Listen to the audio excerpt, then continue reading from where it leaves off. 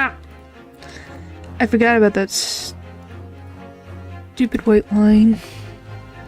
It exists for whatever reason. And then... boop. Okay.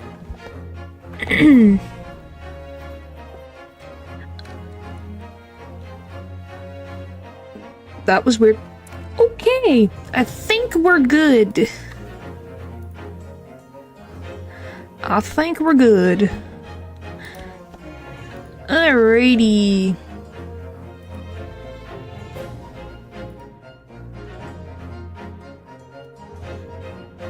Okay. Bum bum ba-da-dum. Alright. We're back. With Herlock? Herlock Sholmes? Do I really have to adjust everything for this? Oh my. Let's see what is in this luggage. Yeah, I don't know. Yep, okay, I got everything. Alright.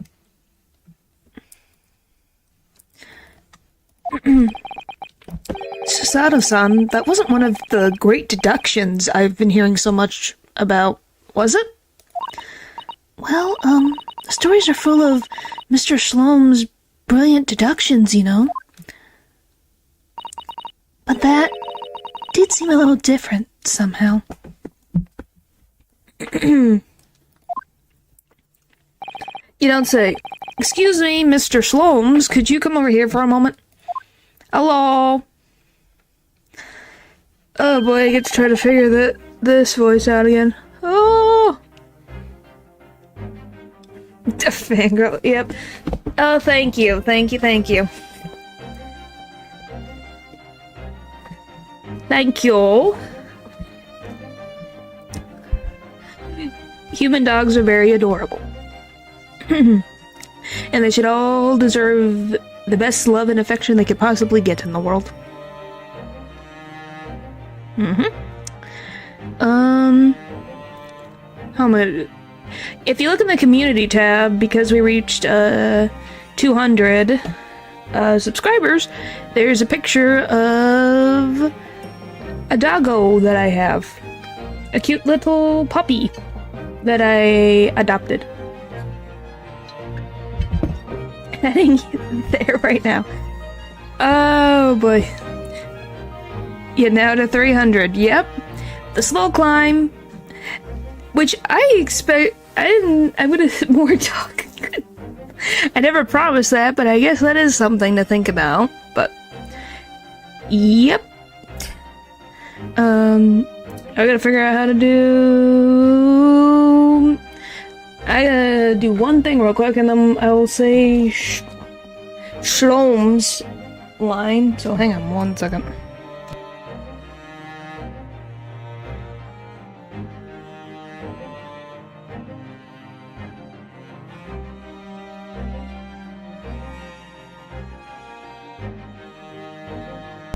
Alright.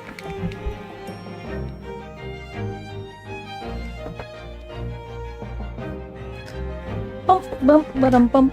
Whoop. Okay. We have a problem, though. And what's that? I want more. Sooner. Well. There's a topic for every mouse that will move heaven and earth to get you to 1,000,000 subs.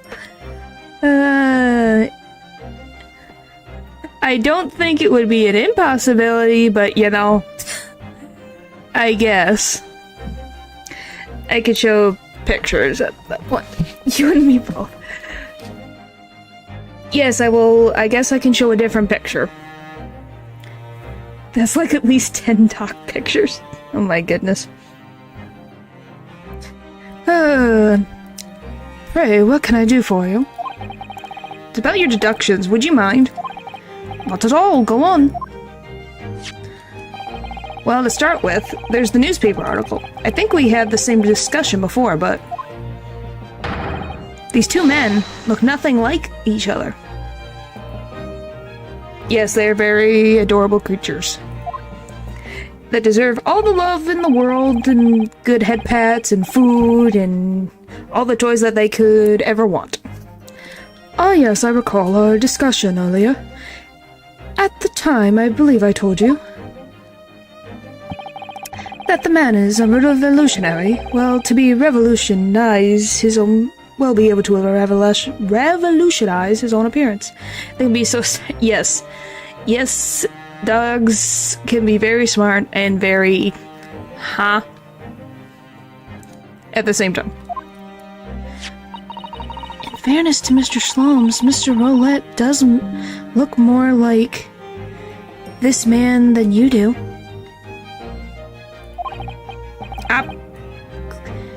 That's not the point.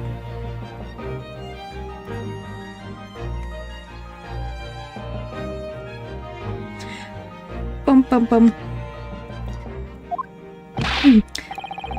And another thing, that part about him abducting the ballerina. Indeed, a truly startling revelation.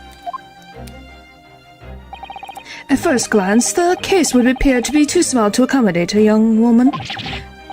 Not just a first glance, it is too small. Clearly.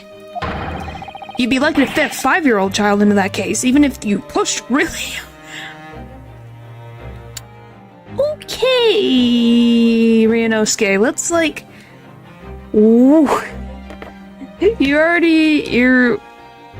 This is the second time you're being accused of a crime. Please tell me you don't know. Thanks goodness. I don't suppose the missing ballerina is a 5-year-old child, is she? Well, that's a whole different thing. We're talking about a person that is completely... has every limb that she has and all that. You mean you don't know? No, the young lady is 15. No, I didn't know. How could I? Well, if she's 15, then 10 years worth of her would be poking out from the case. I'd be surprised that it would even close, if we're gonna be honest.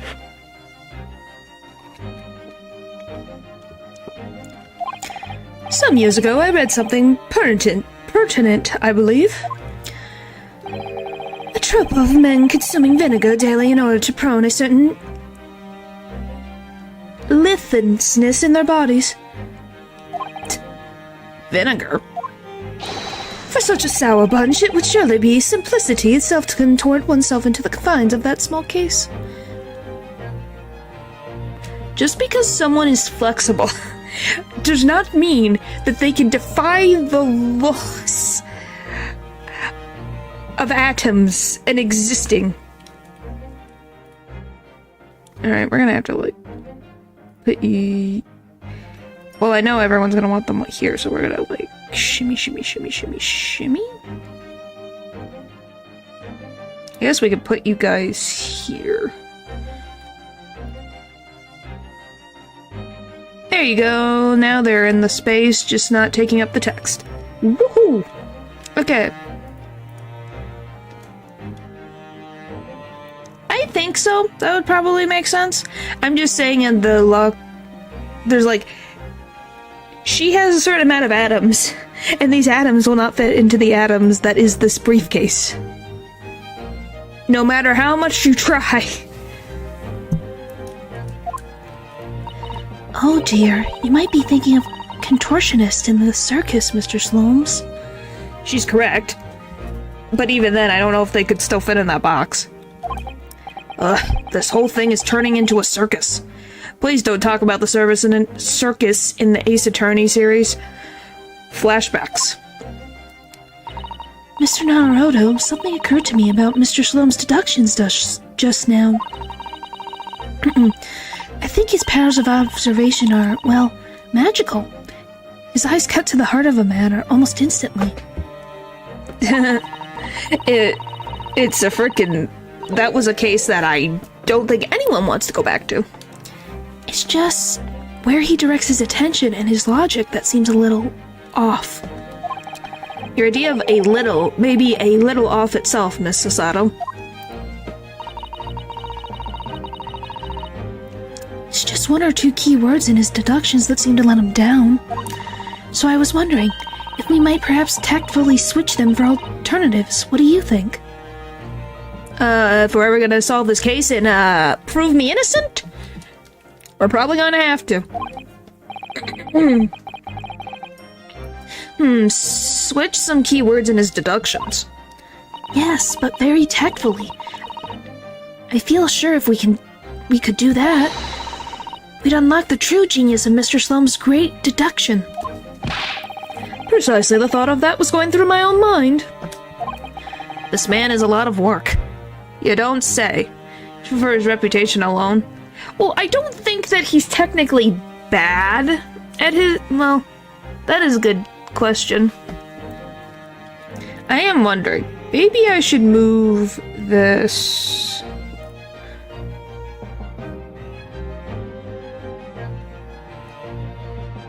to be, like, slightly... So maybe I'll move chat down. I'm debating. Because where you guys are is not in the greatest spot. I'm kind of like, do I move chat? Because you don't go away, and I think that's one of the problems. I don't mind being on his face. That sounds very weird, but alright then. That is not what I expected to hear today, but you know. Learn something new every time. I could technically just put you in the middle, but I don't think that would help me anyways. I could just put it right here. It's just next level spite. I could just put chat right here.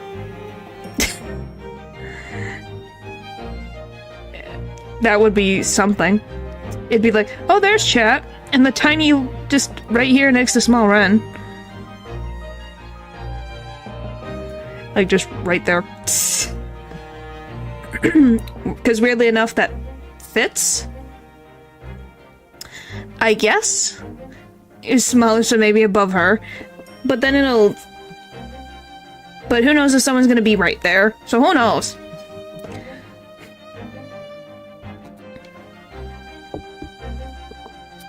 I think this kind of works for now, because the size of chat is still the same, it's just in an interesting position.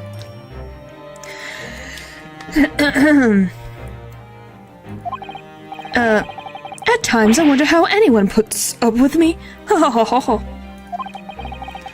It's not that funny. And you, my good fellow. Sorry. Take a moment to look at your wrists. My wrists? Oh, when did you do that?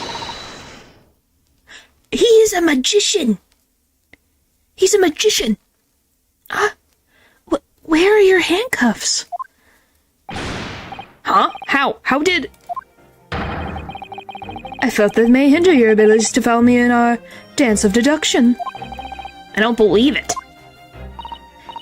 Mr. Sloanes, you are a marvel. He does have talent. I'm kind of impressed that he has the talent for this. It's like, huh. I'm surprised. Kind of like, how in blazes did he figure that out? Well, he has to be a... Goodness, sorry. He has to be a good detective. And don't worry, I shall restore the shackles to your wrists when we are finished. I'm not worried. In fact, I'd rather stay like this. So, let us begin. Herlock Sholmes is proud to present his logic and reasoning spectacular. Boy, it'd be impressive if we ignore the fact he doesn't have the approval of the captain. Yeah, but it's still impressive that he did it without anyone knowing. The old man's identity. Oh, we get to... So, the dubious-looking Russian man, Mr. Royla, obviously what catches the eye in the first place... is the enormous pair of shears in your hand. Now we ask ourselves, what could you possibly want with such an implement? The answer, of course, is staring us in the face. You were on the verge of using the shears to cut away the copious beard you support. I don't think that's correct. obviously. He's going like, huh? Oh, and jeez, my goodness. Hang on. I'm not sure. Would you really use shears like that to cut off a beard? I doubt that's something I'll ever have to worry about. It doesn't quite sit right with me, though. It doesn't seem to be sitting right with Mr. Roylet either. Which means, I suppose, that the deduction is wrong. Let's try to switch a key word here, Naruto-san, and see if it helps matters. Alright, but how? I think we should start by taking a long, hard look at Mr. Roylet. I wonder if it's really his beard that he intended to use those shears on. Exactly. If we do manage to find something that seems to fit the sense of Mr. Shlom's deduction earlier better, Then what? then I'll leave the rest in your capable hands, Naruto-san. Why am I the one to do something about this? Well, anyway, let's see if there's anything we could even use to switch around in that last sentence. What exactly was Mr. Roylet going to use those enormous shears for? And then I gotta boop back into where I was. But he doesn't have the captain's approval, but I'm gonna be honest, when did we ever believe that Shlom's had the approval of anyone any it? Wait, you have hair on the back of your head? Huh. He has golden locks.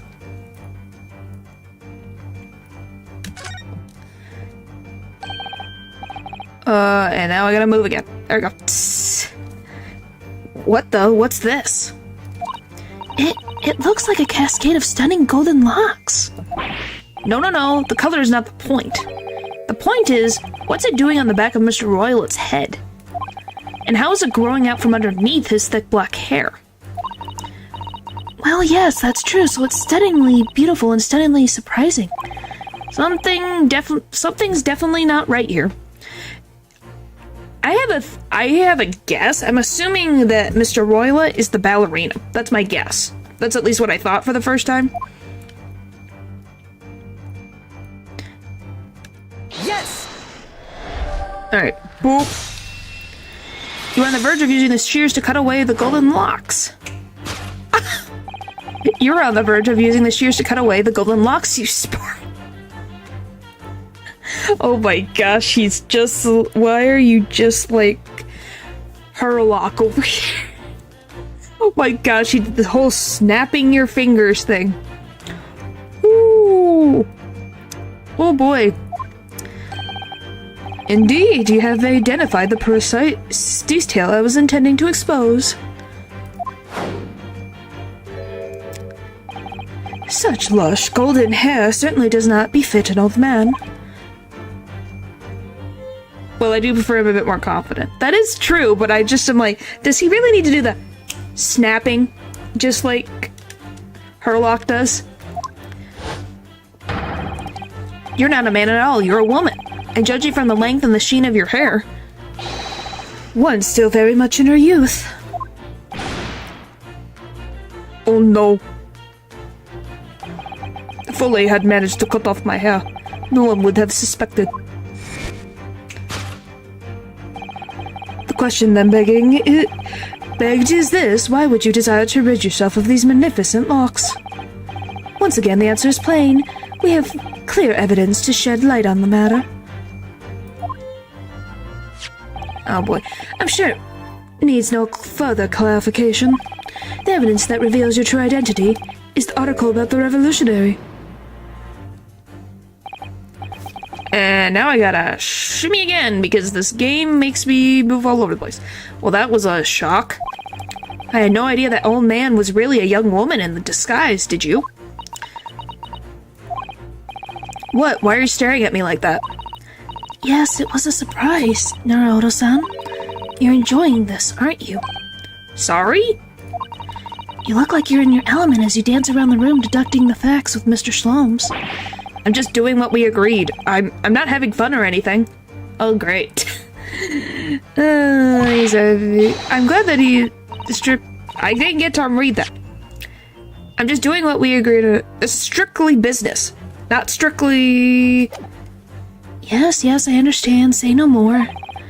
Well, anyway, let's focus on the next part of Mr. Slum's deduction, shall we? The evidence that he picked out doesn't fit the facts at all now. No, that's true, given that Mr. Roylott is actually a woman. Well, we don't know if the revolutionary was a very, hairy woman. We don't know, but I'm assuming in this case that's not supposed to be the thing. Exactly, he, or rather she, can't possibly be this merciless revolutionary. I suppose it's because the deduction as a whole has taken a different direction now. Yes. Let's switch the evidence for something else. Something that fits the facts as we now understand them. For some reason, this woman needs to try to hide her true identity. I feel as though I've either read or heard about a young woman in a situation like this recently. Alright, I'll do my best. Alright, so I can move back. I think we'll be good. The ballerina. Yes! Okay, article about ballerina.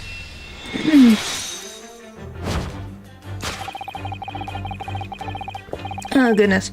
The evidence that reveals your true identity is, of course, the article about the ballerina. And she has this similar hair based on the colors. We have discovered that Mr. Roylott, the guy that we went into the room... Oh, it's okay. Don't worry. The guy that was next door to Ryoma's room is actually the ballerina that was allegedly kidnapped. So yeah, this guy that we thought was a guy is actually a woman. And the ballerina. Nonetheless. That's right, you hit the nail on the head. Renowned prima ballerina of the Novovinj Ballet disappears from Shanghai. It would appear we are finally able to address you by your true name. I'm going to frickin' butcher this name, I am so sorry. Yeah, she was dressed as... I don't know if she was dressed as a revolutionist, she was just dressed up as a Russian man. What about the luggage? We haven't gotten to that yet. Yes, because your true identity is that of Novinch Ballet's prima ballerina. Miss... Okay, it's Pavlova. Miss Nicolia Pavlova. I can't do it with the accent. Miss Nicolina Pavlova. That's dangerous. What the frick are you doing? I'm like, I can't say the name. I'm sorry, the accent, it's like, I can't say it. My brain is going like, But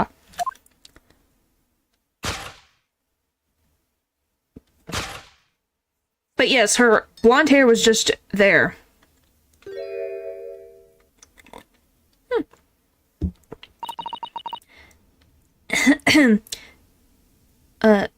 You're right. My real name is Nina. I mean, Nikolina Pavlova. But please, I beg you, don't tell anyone. Old man's identity. A ballerina on the run. I wonder why she's on the run, though. Kidnapping of a young ballerina, which obviously can't be the case if she's the ballerina. You know the name Pablo? Can you pronounce Pablo? Just add a VA at the end of all the names, just to struggle with this is the funniest. Pavlova.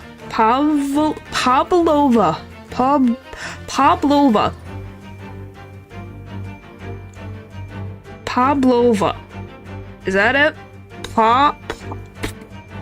Pavlova. Alright. I'm like, I can say Pablo. It was just like, Pavlova? Just being like, is that? Alright. Now, for my second conclusion. You are, at this very moment, on the very brink of committing a most grievous this crime. Which, how is she gonna kidnap herself? I'm very curious how that's gonna work, but you know. And the proof of this crime over there. Oh yes, Miss Pavlova. Taken unawares, people have a propensity to let their eyes stray, you see? It would be a crime. Well, yeah. It is very beautiful hair. But obviously, there was a reason she wanted to hide her hair. I don't know why she just didn't hide it in the jacket, though. It's kind of weird that she just left it hanging out the back, and no one questioned it.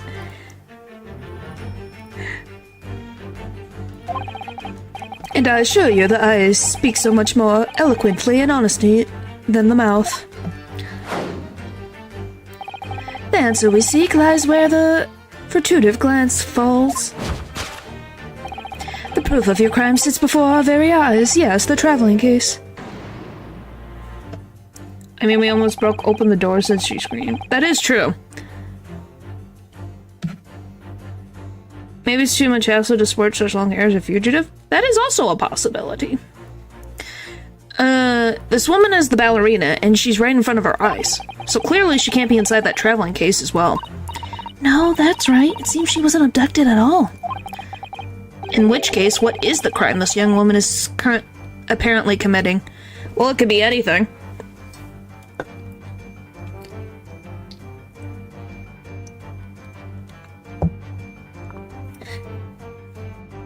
Oh, this happened before, so I have to keep moving for, Sasato-san to be here. Hi, Sasato-san. I can see I'm going to have to step in and fix the great detective's mistakes again. You seem to look pleased, Naruto-san. Do you like the idea of another chance to dance around with Mr. Slomes? Stop it. Anyway, there must be something else here that shows what this woman is up to. Is it on the table? Smooth back. I'm like, oh, yeah, I forgot. The newspaper did say that she was missing with the tiara. So is she stealing the tiara to start a new life? I'm very curious. I'm very curious. Oh, fuck. I messed that up. I'm like, that's the only thing I can deduce from that is like, she ran away.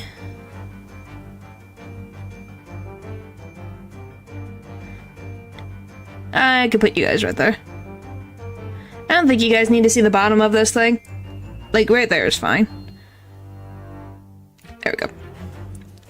Sorry about that. I didn't know if I was in the wrong place. But yeah, I wonder, was she, like, dealing with issues at home? I'm very curious. Wow, look at this dazzling tiara. For whole text bars. 4. Yep. It works. I've never seen anything like it. Are those real diamonds, do you think? Oh, Naruto-san, try it on. what? Me? Isn't it usually girls who wear tiaras? Wouldn't you like to try it on? Well, you can wear a tiara. I just don't know if you should be touching the crime scene. Oh no, I couldn't possibly. It's far too beautiful. Are you calling Naruto beautiful? I'm in the way again. Frick. Why does this tiara look familiar? I feel like I've seen it somewhere recently.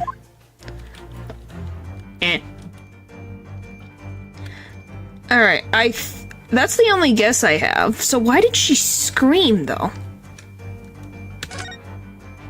Oh, I didn't mean that. Ah! What a privilege. I'm gonna be like... It's definitely very pretty.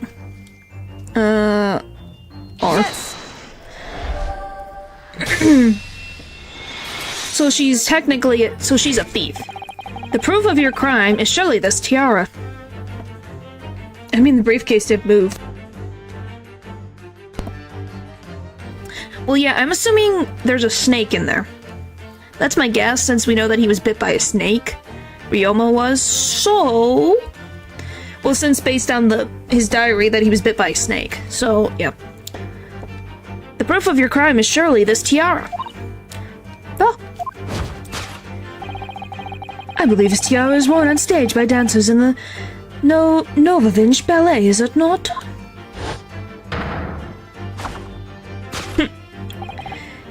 Indeed, it would appear to be identical to the tiara pictured in this newspaper article.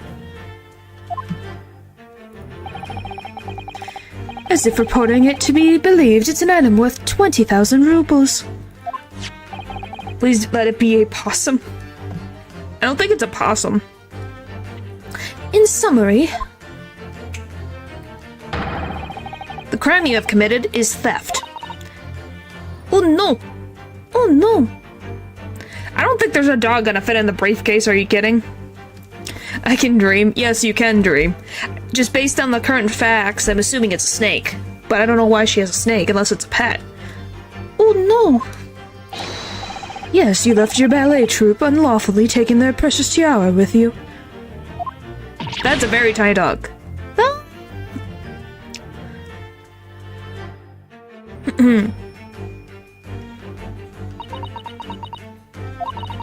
I have no one, no family, no friends. I'm all alone, and I need money. But I did not steal the tiara. It was a present from, how do you say, an Earl of Prussia. It belongs to me. Okay, so we're in during the, wow. This is during the time that Prussia existed? Wow.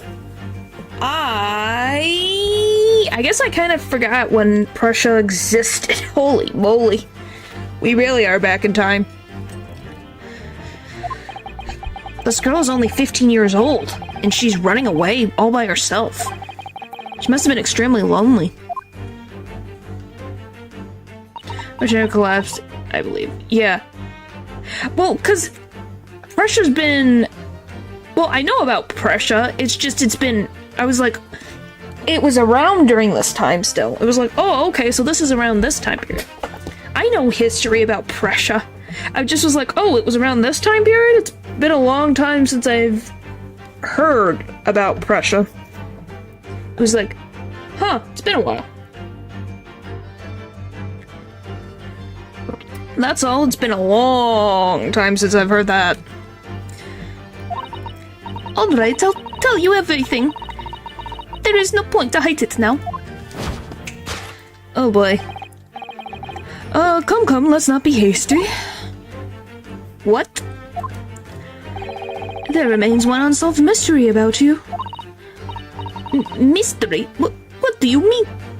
No idea what Prussia is. I've only heard of the word. I thought it was a city. No, it was a country. It was a country. It was Russia. I think Germany was merged with Russia and some other countries. I think. I might be wrong. But it's something like that. But yeah, before the Russian Empire collapsed. 'Cause, yeah, it was a whole thing. I think it was a very powerful empire? I'm not very sure about Prussia's history. I just know the name, and it was a country that existed only for a certain amount of time. So yeah, it's definitely probably a very interesting history.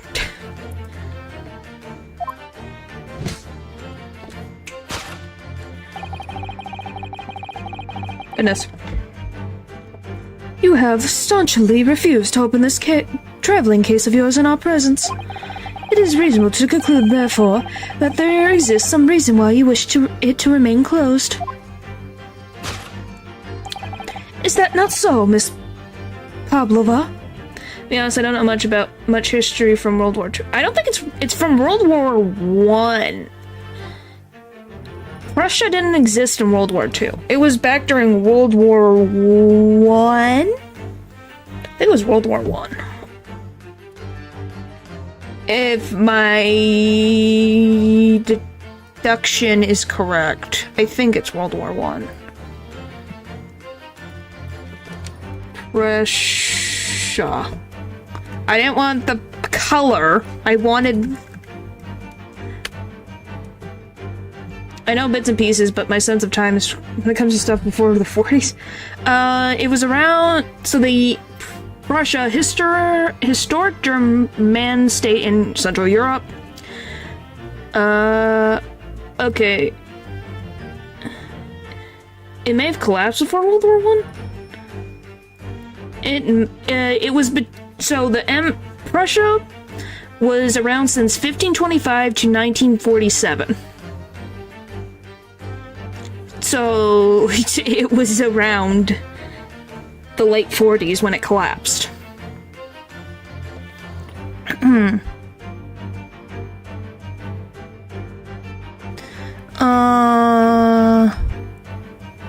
Let me see this map.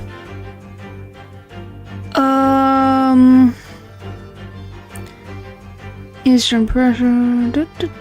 There are definitely a bunch of different things. Point is, it was a Germanic empire. I think it had... Well, it is a lot bigger country than I thought it was. Holy moly! Sorry, this has just gotten my interest.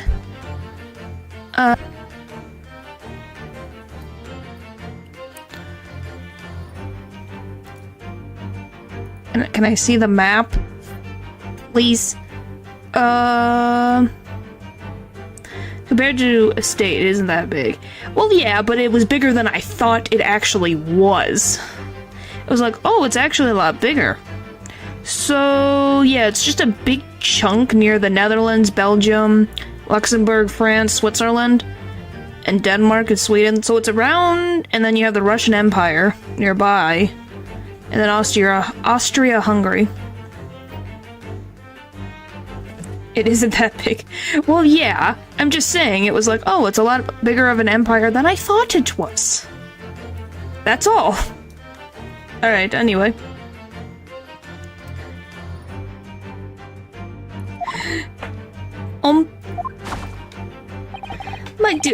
Excuse me.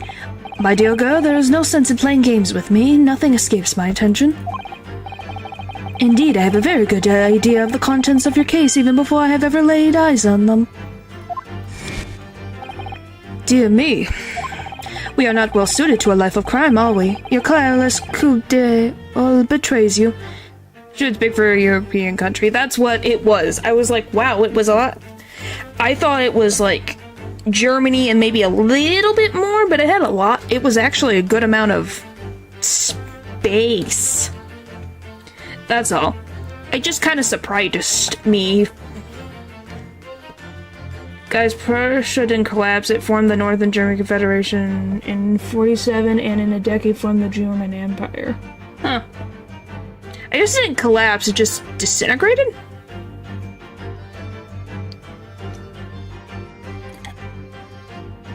Because I don't think Germany's that big of a country as it currently stands, but that's just me, based on the map that I saw. But it might be. Who knows? I don't have complete accuracy. Point is, it's been around for a long while. Like, golly. Once again, we need only follow your furtive glance to find the answer.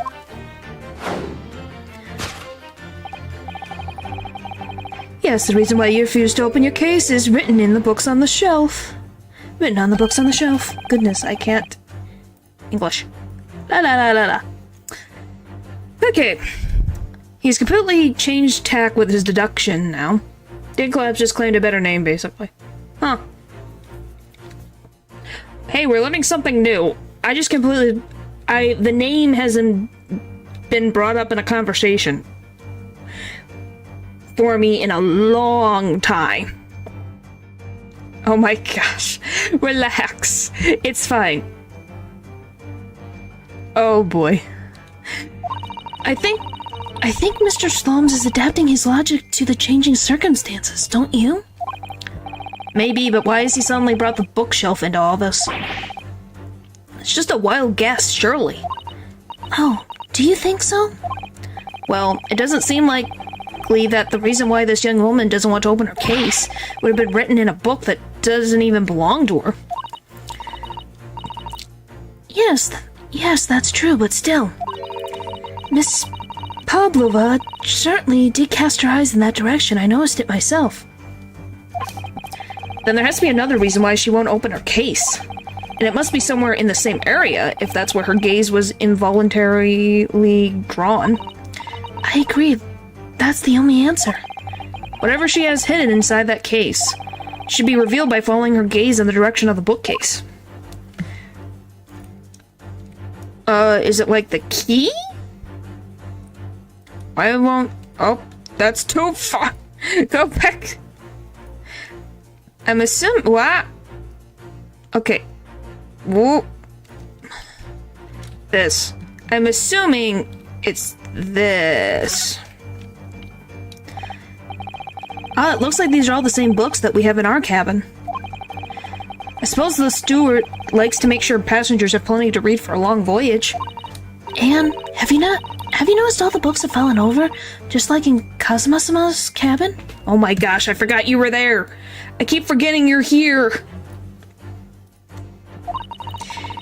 It's almost like someone's taking a sweep at them. Maybe Miss Pavlova? While she was practicing her ballet? On a boat?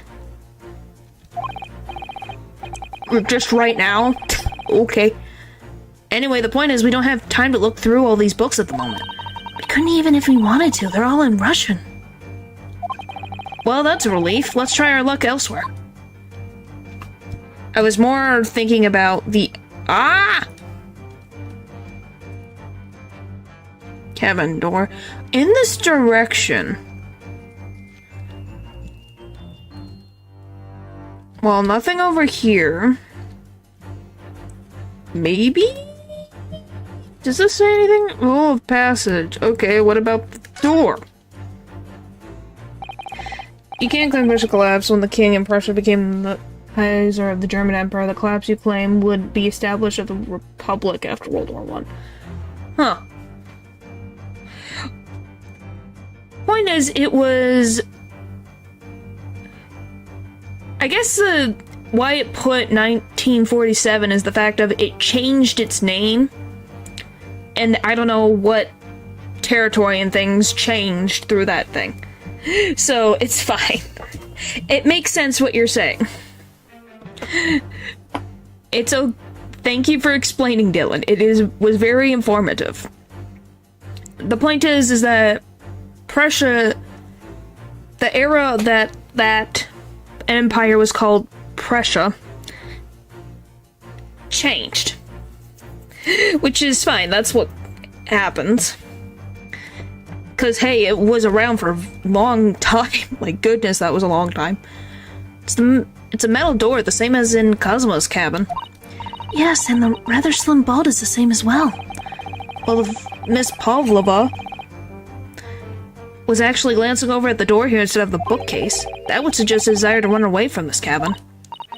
Maybe. I don't know if that would be the answer. And I'm pretty petty, though, even if people don't care. I will never give up. Hey, it was interesting. It was very interesting and informative. This is a charming little picture, isn't it? What is it? Someone climbing on a steep mountainside? Or descending one, it seems to me. When you've been on the flat area sea for a while, maybe you start seeing hills and mountains and everything. Okay, that's nothing. Well, I'm kind of like, the door? It's been impressed by my German heritage. Nothing wrong with that. Never met a historian that was petty. Wow. These are the rules of passage for traveling aboard the SS Bura. Passengers must not keep weapons or other dangerous objects in their cabins. Pets are also strictly forbidden. There's also exactly the same notice in our cabin, too. Wonder what happens if you break the rules. Oh dear, I'm sure the punishment would be severe, Naruto-san.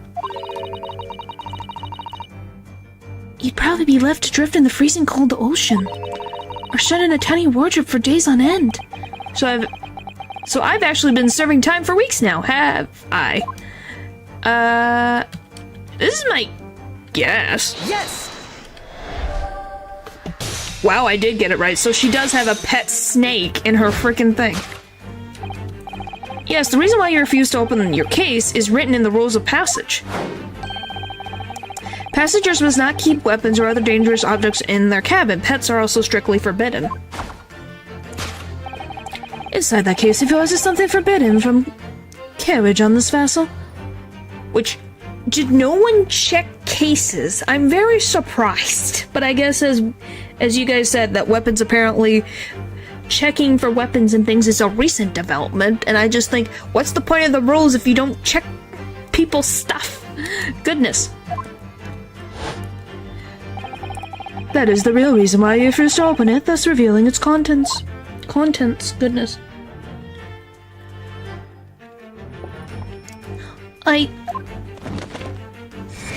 It moved again. As we've seen, the trunk wobbles from time to time, but no weapon or other dangerous item will move of its own accord. Which leaves but one possibility, Miss Pavlova. Inside your traveling case.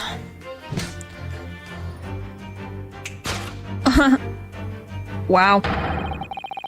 Is the last item listed as forbidden in the vessel's rules of passage a pet? Yeah, she brought a pet.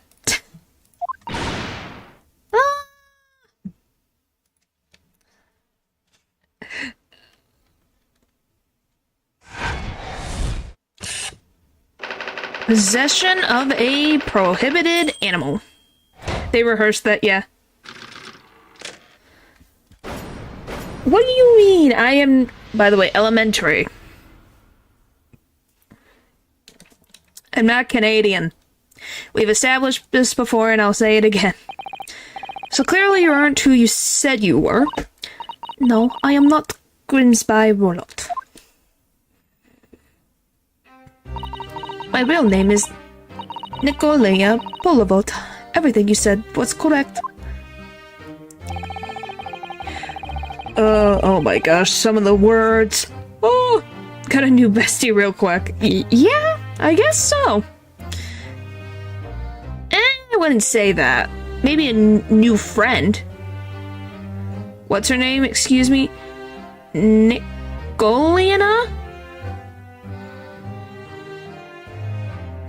Pavlova.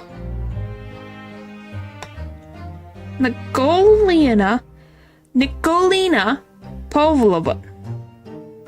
My brain was having like You ascended during one of your ballet company's performances in order to escape your homeland. Later that same night, you stole aboard this vessel.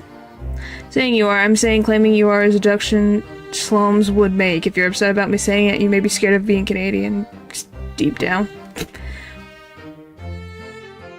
I don't think that's an issue of being Canadian or not. I'm just saying. It's the frickin' same song and dance. Again.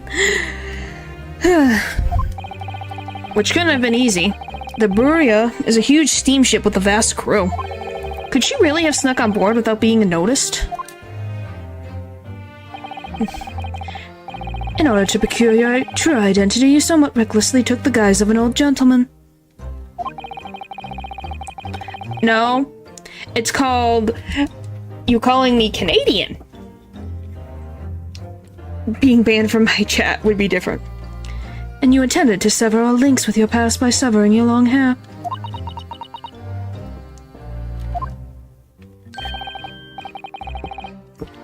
Yet to a woman, hair is no trifling matter. That depends on the woman, but... my personal recommendation is to leave well alone. To leave well alone. So if it was just you about to cut off your own hair, who was it that let out the scream we heard from outside the cabin? That very veritable tingling of a bell? Why, none other than this young lady, naturally. What do you mean? I never said that. Oh my gosh. Goodness. Even from a technology perspective, civilization's perspective could be insulting.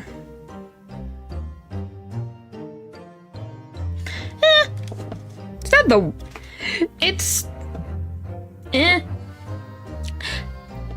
Being called human is not a bad thing. I guess it just depends on the context of when you're trying to call someone human. More like a full set of pipes, if you ask me. I was so scared when I ran away in Shanghai. I was sure they would come looking for me. That's why I decided to, how do you say, disgust myself, so no one would recognize me. As a result, you transformed yourself into that questionable old man? I see. I put on the fur hat and thick beard. Then just before you came in here, I saw in the newspaper.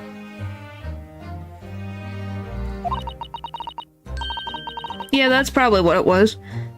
Right on the page, there was a picture of me. I was so frightened. I couldn't stop from screaming. I knew that if I didn't change my appearance completely, they would find me. So I decided to cut all my hair as fastly as possible, picked up the scissors in my hand, and... At the precise moment, we walked in through the annoyingly unlocked cabin door. Things happen like that sometimes, don't they?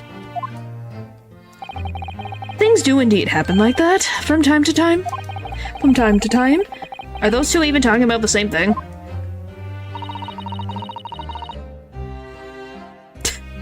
Oh my goodness. There's just one more thing I'd like to know. What exactly do you have inside your traveling case? You were right. It's my dear friend. It is my dear friend inside. My only friend in the world.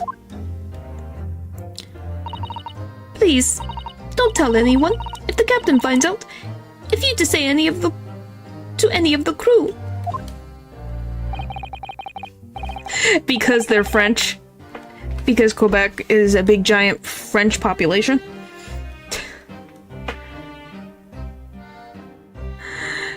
Your secret's safe with us, I assure you, but in return, you must tell us in as much detail as you can muster about the events of last night. What? Huh? Where did you... What? Where did you... What is happening in the chat, everybody? Let's, like... What is happening? I'm like, what is happening?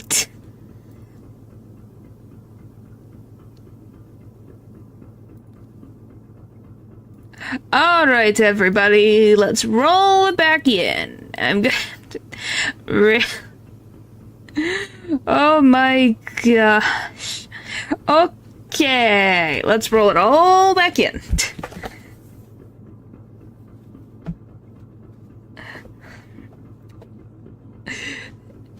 Yeah, thank you. Thank you. Thank you for the congratulations. Yes, alright, I will tell you. Well, Mr. Naruto? Wasn't it something Mr. Sloane's great deduction?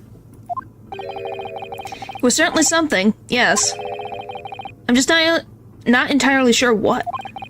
But at least Miss Pavlova had agreed to tell us what she knows. That's incredible. Indeed, it is incredible. Oh, and one more thing. Oh, yes? What? I have a guess. I'm assuming we're gonna have handcuffs back on Ryunosuke.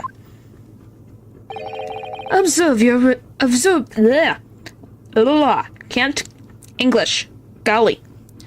Observe your wrist. My... Wow, he really is slick. What the frick? Ah, your hands are cuffed again. What? But how? True to my word, I have restored your shackles. Ugh. When and why? There's still a shadow of guilt cast over you, Mr. Naruto. Sorry to say, it can't be helped at the moment. Ugh. Can it? Really? Anyway, let's listen to what Miss Pavlova has to say. I can't go on not knowing. I had to find out what the speckled band that Kazuma-sama wrote about in his diary really was.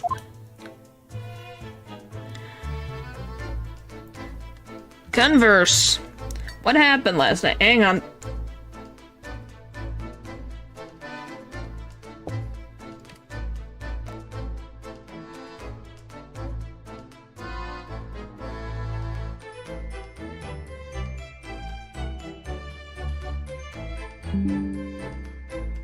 Okay. Bum bum bum ba-da-dum. What happened last night? Did you know that someone was killed in the cabin next door to this one last night? One of the crewmen told me this morning when I was eating breakfast. The man who died, he was a friend of mine. Oh. That's why we're trying to find out what happened. Did you notice anything unusual last night? Perhaps you heard a strange noise, for example? Perhaps people talking? Perhaps the ship was absorbed in a wild tempest. Perhaps its steam engine exploded. No, we did not open the luggage, but they said that there's a pet. It's going to happen. Perhaps everyone on board would have noticed if that had happened. Goodness. Miss Pavlova, is there anything you can tell us? I don't know. I'm sorry, but all I could think about last night was what I had done and whether they could find me. I didn't notice anything that was happening around me. Oh, I see. Running away. You've run away from your ballet company, haven't you? The Novovinch Ballet? Yes. I am traveling to Great Britain, and from there, I want to go to America. I will never dance again. I want to forget everything about the ballet. I will start a new life. You wish to forget? Challenging proposition. When you have that striking tiara as a reminder. I don't think it contains a possum. But the tiara is mine. I need it to live.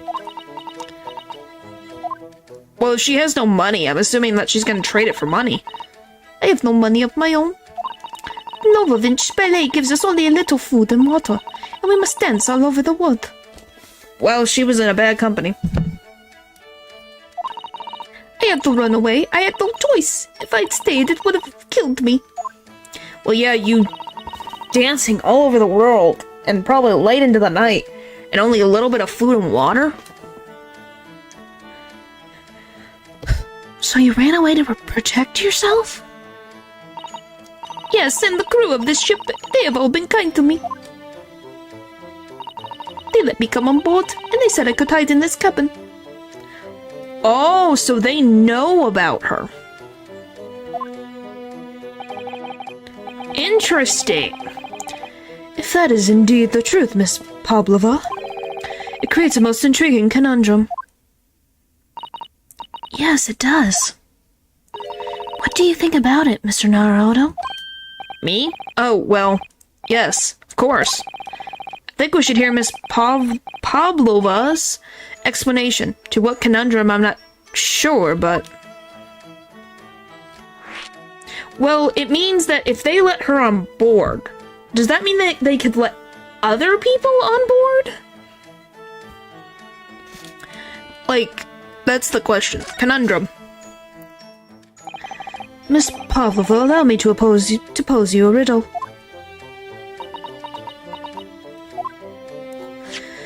According to this newspaper, it was only yesterday that you absented from the ballet. Now, that being the case, Must have been last night that you boarded this vessel.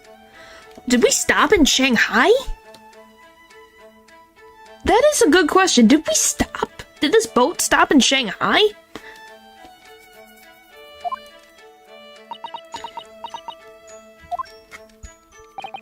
However, the SS Buria stopped by no port last night.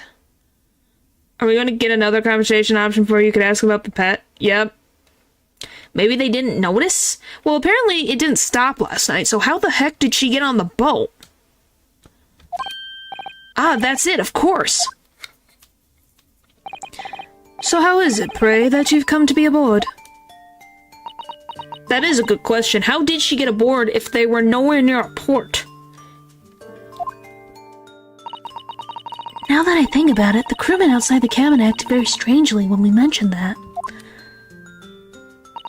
It was just after we asked him about when the occupant of the cabin came aboard. Oh, I guess I completely missed that. That is not your business. Teleportation. I don't think she has teleportation. How did I help? My character was stuck in a closet. What do you mean? Yes, you're right. He did seem to be hiding something. I just thought he was being rude. An angel descended from the heavens, bringing a grace and beauty to the stage. Sorry, what was that? It is how the Russian newspapers described one of my performances.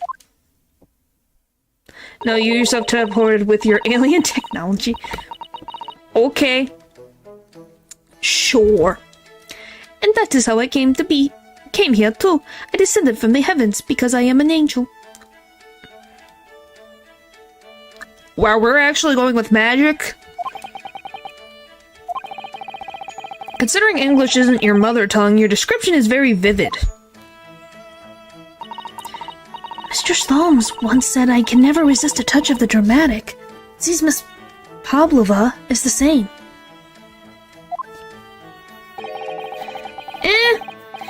Yeah, that doesn't mean that I was out on a boat.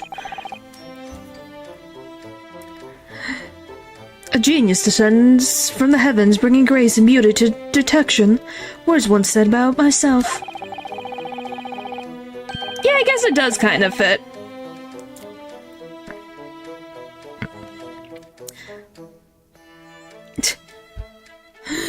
A quote from a wonderfully extravagant advertisement for the adventures of Herlock Sholmes, in fact. Yes, Mr. Showy. Anyway, it doesn't look like Miss Pavlova is going to tell us what really happened. Alright, friend. We're finally going to talk about the friend in the case. So the friend you mentioned is inside your traveling case, is that right? I don't think animals are allowed on board, according to the rules of passage. Oh, please, don't tell anyone of the crew. They found my precious... Then the burly Russians would bestir themselves in unison to throw you and your case overboard, no doubt. So reassuring, Mr. Slomes. But what sort of pet is your friend? A little puppy? It is, isn't it? It's a snake. Maybe an adorable little rabbit? Shaking her head, no. Oh, you credit Russia as a land with small rabbits, do you? Oh, don't they have small rabbits there then? You may as well ask. I have no idea. Hello? Hello?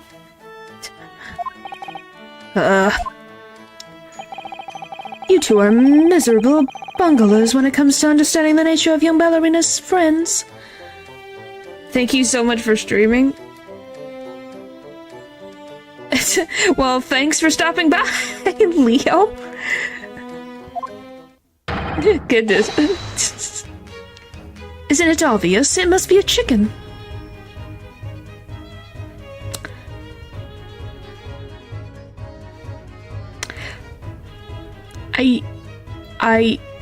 What? A chicken?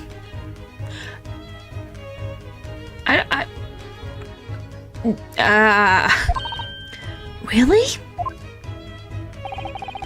Consider the benefits. A rousing wake-up call, a daily fresh eggs. And when adversary strikes, it could satisfy the needs of subsistence.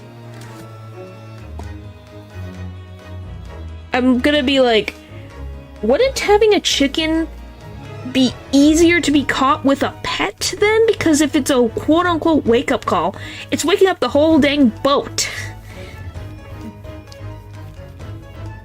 So you're saying it's a rooster, though. Unless it's just clucking along.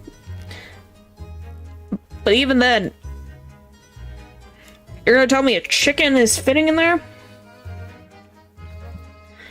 That must be a tiny chicken. And it must be laying on its side or something.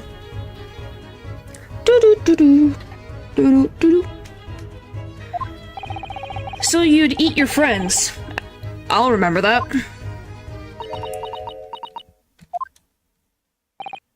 Well, it would appear this friend's identity is a closely guarded secret not to be revealed. Ho ho ho ho ho. She obviously doesn't quite trust us yet. There's something I should like to show her, I think. Maybe she might be able to shed some light on it. What in particular? Because it's been a second since we were dealing with that whole thing. Oh, and it updated to Miss Pavlova's cabin. That's a cool little detail. What's in my court record? Keep out. Wardrobe purple ink would have been written in the victim's final moments. I guess maybe Cosmo's diary? Maybe? This is the diary of my friend who passed away. His diary? Yes, and he wrote it in it last night before he died. Something a little unusual. It reads, 1:23 a.m. I can hear a faint whistling sound. And then a few minutes later, 1:35 a.m., what looks like some sort of speckled band is dangling from the ventilator grill. A speckled band? I don't understand. Strange, isn't it? But the ventilator he mentions joins to this cabin, you see? It's up there on the wall. In other words, this cabin and the victim's cabin are connected together. Oh! Miss Pavlova? Has something occurred to you? Does the speckled band the victim mentioned mean something to you? Or the whistling sound, perhaps? No. I don't know anything. Oh. I'm just saying, it makes sense for a snake, because it would fit through. And we saw the beginning thing, it looks like a snake. I have never called a snake a speckled band, but you know. Oh, who's knocking at the door? Excuse me, Miss Rowlett. That's what? Wow, she's fast. Captain would like to speak with you. You must come to Captain's quarters at once, please. Alright, I will come now.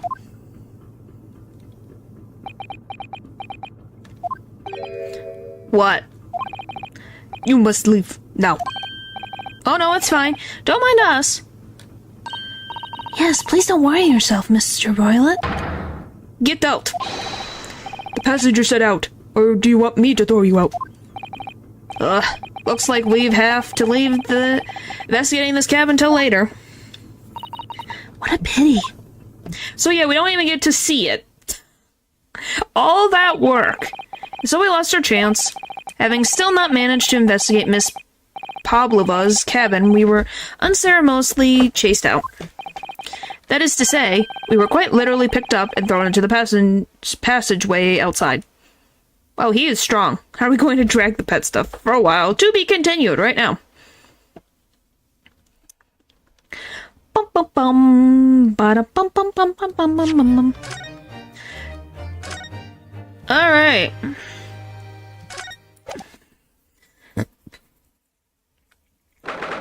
Hello. That was loud, sorry. Hello. 9th of January, SS Bureau, first class cabin passageway. I wish we hadn't been thrown out like that. Wish we managed to find some clue to what that speckled band might be. We didn't manage to investigate at all. And I imagine that we won't be able to for a while longer. We'll never get past that sailor guarding the door. He has nothing else to do?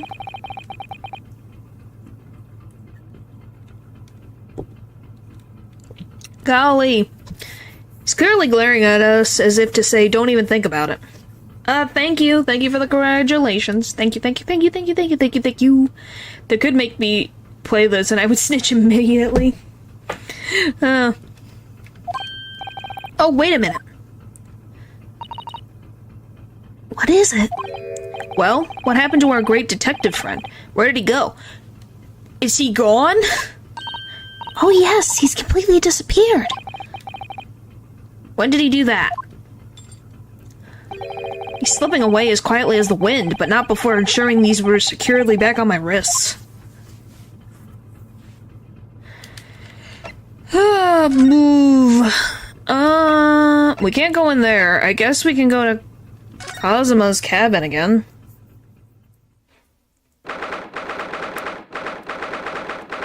First class, cabin number 1. Looks like they're still investigating in here. Yes, on that subject. I wonder if Inspector Hosonoga is unscathed. What do you mean, unscathed? Oh yeah, he went to talk to the captain, didn't he? Surely you haven't forgotten, have you, Naruto-san? Don't you remember what he said about allowing you out of this cabin to investigate? He was going to talk to the captain about it. He said he'd lay his life on the line for you. Oh, yes. But I'm sure he was exaggerating. Let's see what he has to say for himself. I don't know. We'll find out. He might have some new information for us. You never know. Is he here?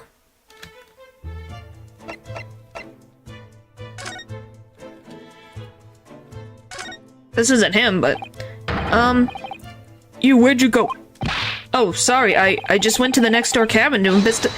Why? Who gave you permission for this? Well, Seaman Hosonoga did. That new Japanese, was it? Later, I will roll him into a ball and throw him in cold room. That's aggressive. Phew, he's gone back to guarding the door.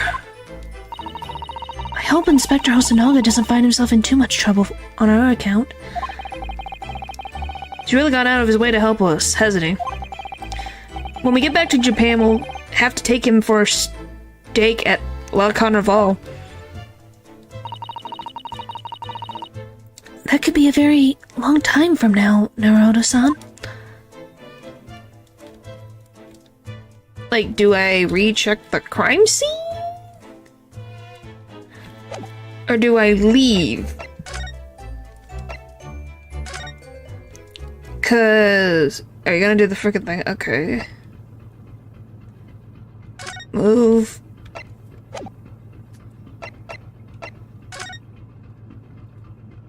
I'm kinda like, Can we leave?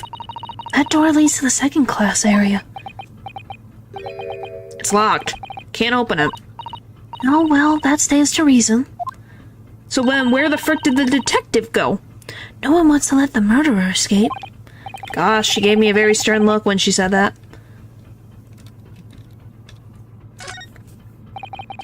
The book on top of the table there is really huge, and there's a pen with it too. I'm sure that's the ship's log. Okay. Haven't I looked through this already? There you go. Okay. So yes, we've seen this already. Bum bum bum.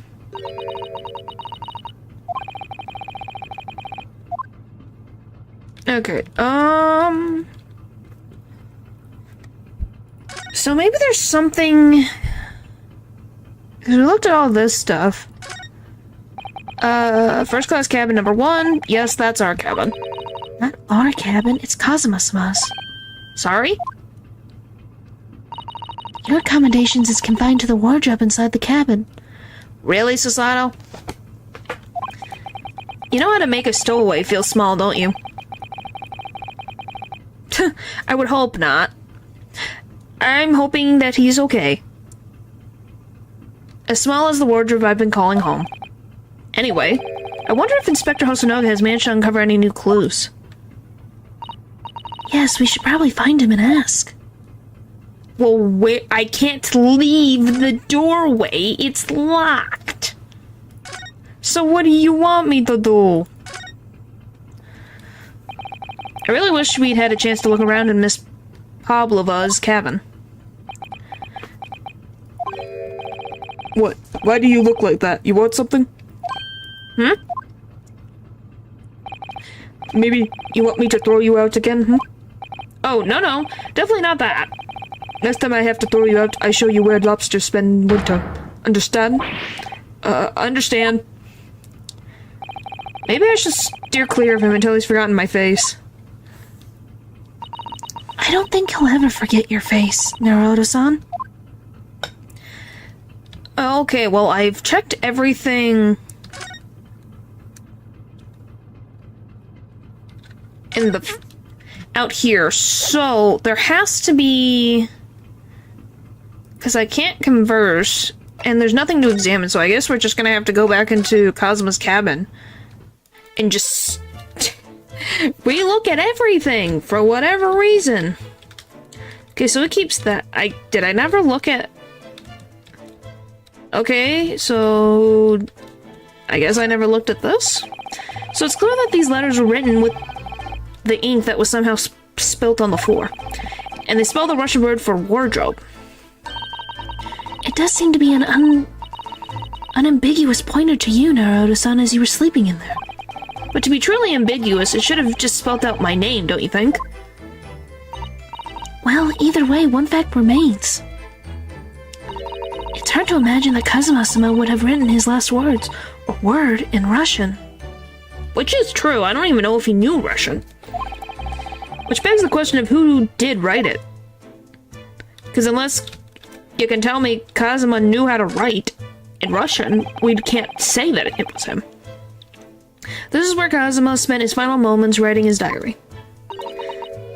1:23 a.m. I can hear a faint whistling sound. 1:35 a.m. What looks like some sort of speckled band is dangling from the ventilator grill. Looking at his writing here on this page, it's almost impossible to believe that he's gone. Kazuma-sama left us a valuable clue in these words. I'm sure of it. We have to solve this mystery, Naruto-san. But he had ink on his finger? I don't know. Let me check the court record. Assumingly, yes? Since we have... there we go.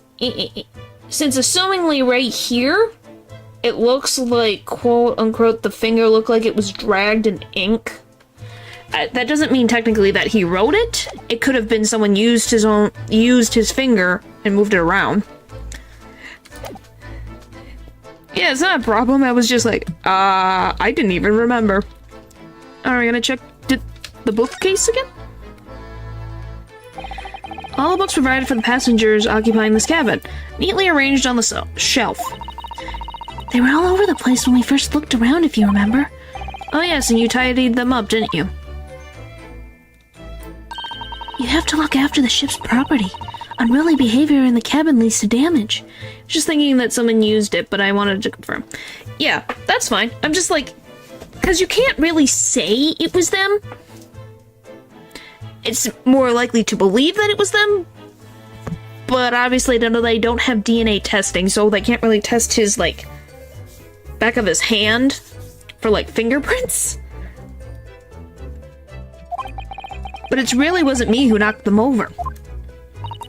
Well, anyway, I feel much better now that they're neatly lined up. I can't relax when things are untidy. This is all the same. Yeah, I got all this. Maybe I can check the wardrobe? Oh! You were just hiding out over here, buddy. Hi! Like, the screen complete... completely obscured you. You're gotten beaten up. What the frick? Oh my gosh. Are you okay? You're back. Inspector. What happened to you? Your face is... Please, don't worry about it. They're just scratches. Scratches? You have a black eye. And a bruised up mouth, side of the mouth? Like, what the frick? Maybe by a bear, maybe. When I told the captain I'd given you permission to investigate, he told me he pummeled me with his fist and then tossed me overboard. What? But the pummeling was over in a flash, and he must have decided against throwing me overboard. So it was nothing, really. It looks like he wasn't joking when he said he'd lay his life on the line if he had to. Frick. Like, I get being upset, but why?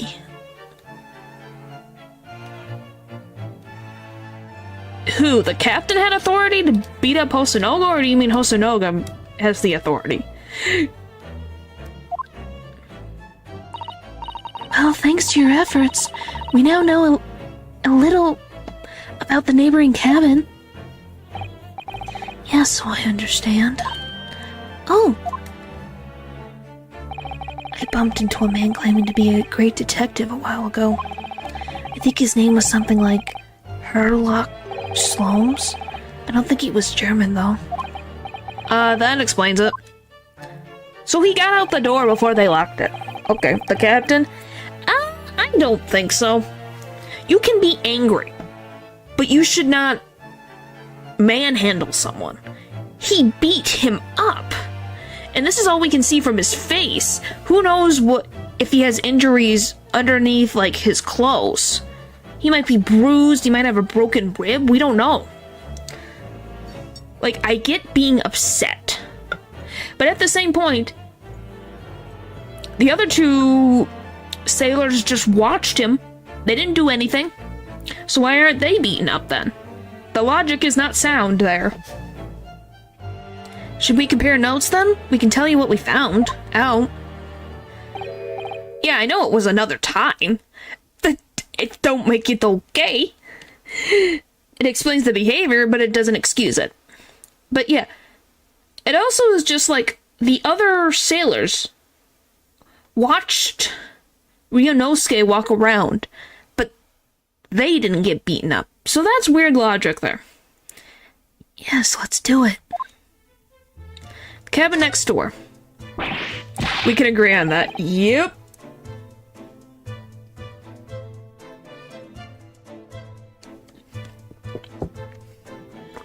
Because just on the simplistic level, from he's a captain, you hurt one of your workers. The guy's not going to be wanting to work for you ever again. Who wants to work for someone who does this?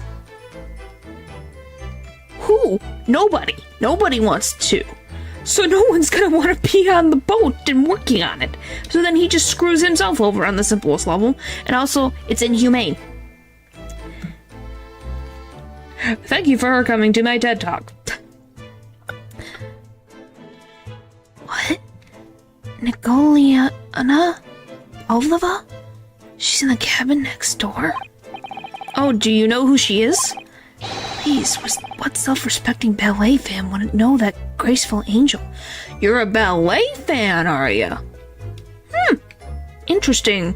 So you worked at a high-class restaurant and you also have high-class taste. I'm proud of you, Hosonoga. Please don't die. Please don't die. Oops, I think I upset him there. Well, that causes the neighboring cabin is unrelated to the case, at least. Oh, how? Because angels don't go around committing crimes, do they? Oops, now I've definitely upset him. Inspector, has your investigation in here proved fruitful? If I'm honest, there's very little more I can do. Our duty is to make sure the scene isn't disturbed. Ready to hand over to the Hong Kong police. So I'm just keeping watch here. Trying not to take my eyes off the job. Oh, I see. There's one thing. I do have a small piece of new information for you. Oh, what is it? Oh, what? Yes, do tell us, Inspector, please. New information, what is it? Tell me, please. What is this new information you have, Inspector? It's this. The Bureau's medical officer has finished his examination of the body. I managed to obtain the report. Oh, Kazuma's post-mortem report? Kazuma-sama. So, what was the cause of death? Damage to the cervical vertebrae is what's written in the report. His neck was broken? What the frick? Yes, it would seem so. There was no obvious wounds or other signs of injury. So at first, I thought we were considering poison. But it turns out they found no trace of poison in his system at all. Well, what weapon was used then? It was like, I'm just saying, like, they broke his neck. How in...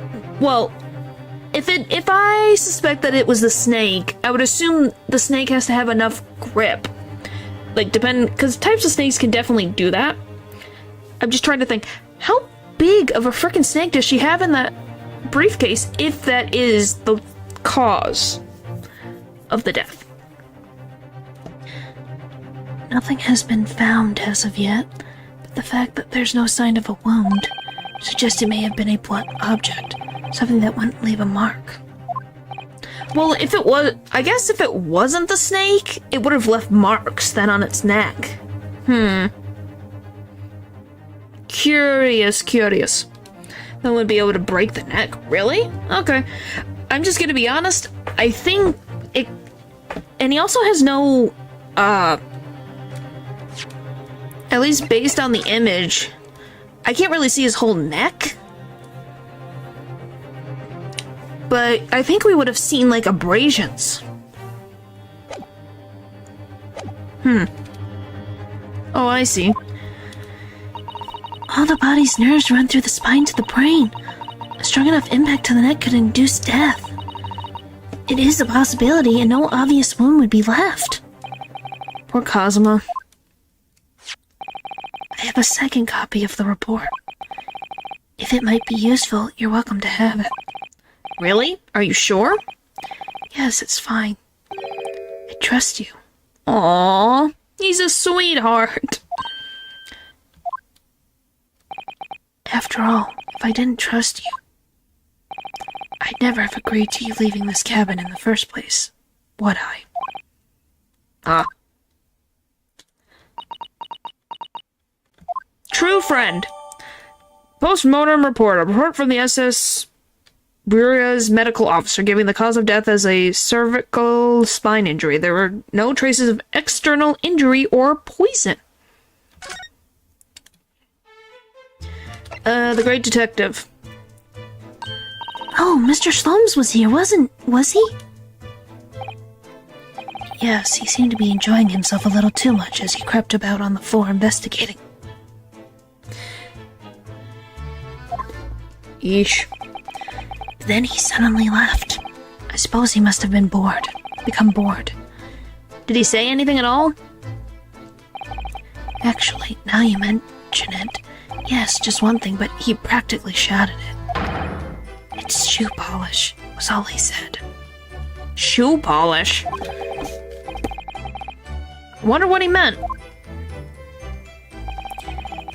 It was when he was over there, by the broken piece of glass, do you see? That's shoe polish?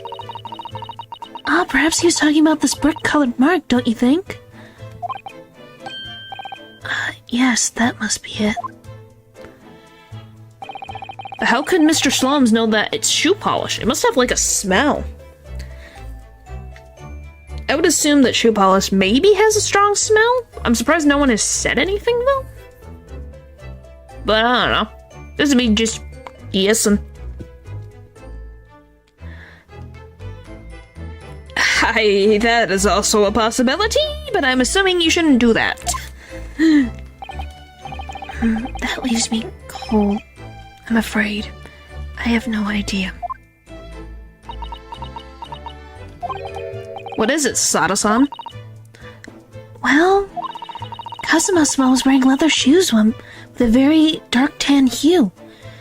It took you till now to mention this? Dark tan? A sort of dark brownish red then? No, they are not. They are not safe. For a reason. Goodness. Yes, a little like the color of red wine, but darker. I often repaired them for him. Oh, does this mean that this mark was made by the polish on Kazuma's shoes as they scuffed on the floor? Made by Kazuma's shoes were found by the victim's body. What a weird mark, though. So was he dragged? That's really all I can tell you at this stage. Speak for yourself. What do you mean? I should return to my post. My fellow crewmates' eyes are boring into the back of my head. Yes, that might be for the best. Thank you. Poor Inspector.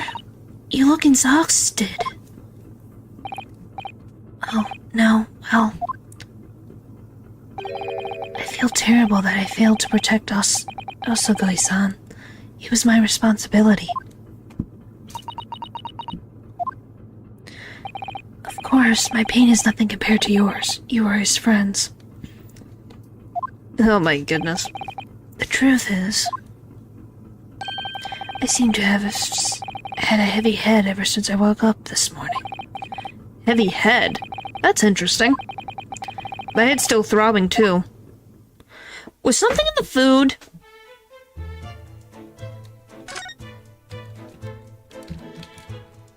Well, I have checked everything else in this frickin' place. There is nothing else to check. So where the frick do I go from here? What do you mean, wait?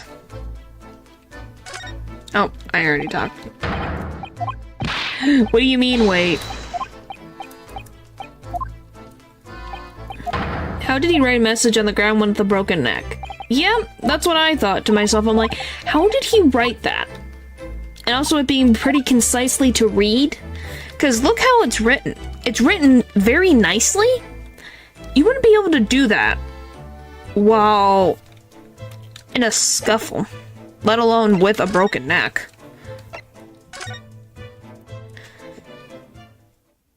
Okay, did he go? Oh, is he gone?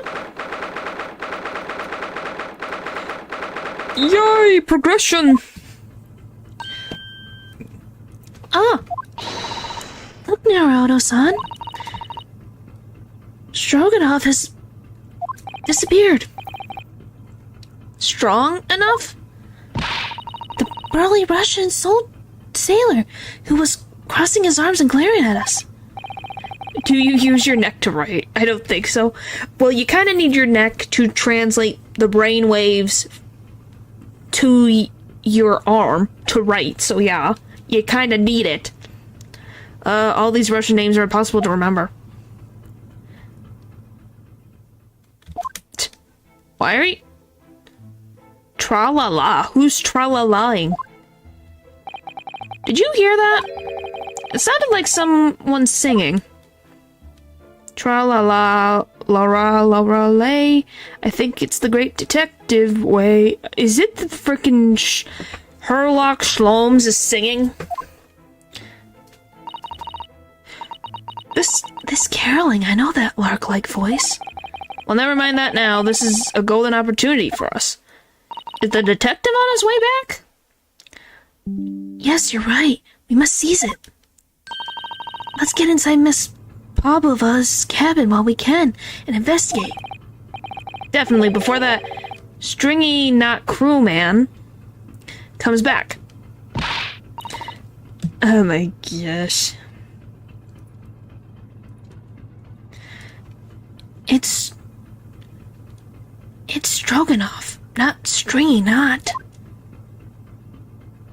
Okay, let's get into the cabin and check out the briefcase. First class cabin number 2.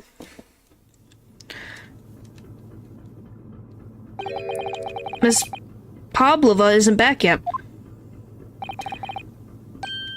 Susanoo-san, oh, where's she gone? Oh, it's open. Hey, what are you doing? Those are her private things. There's not a moment to waste now, Naruto-san. We must investigate as quickly as we can. I suppose you're right. For Kazuma's sake. What'd she find? Not just for Kazuma-sama. What do you mean? It can't be long now until we arrive at port in Hong Kong. I don't want you to be in those handcuffs when we get there. Really? We must solve this case, Naruto-san. By ourselves if we have to. Yes, we will. No, we didn't open the luggage. I'm assuming Pavlova did. That is a giant back. Naruto-san, are you there? Sorry, I'm right here, yes. Why? Oh, good. I thought you might have climbed into the wardrobe when I wasn't looking. There's no place like home. Believe me, I don't have some strange compulsion to jump inside every wardrobe I see, you know.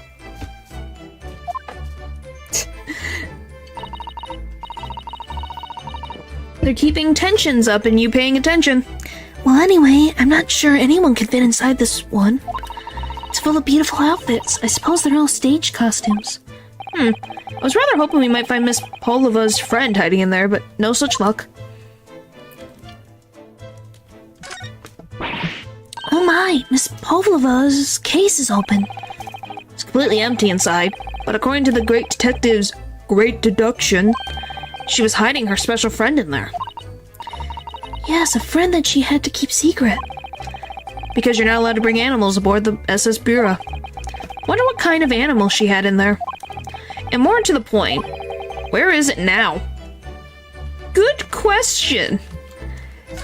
I'm assuming she took it, or she opened it, or someone went in there and opened it. All the books have toppled over together. Look, every single one. Do you think that's a god of the sea, perhaps? He's toppled too, though.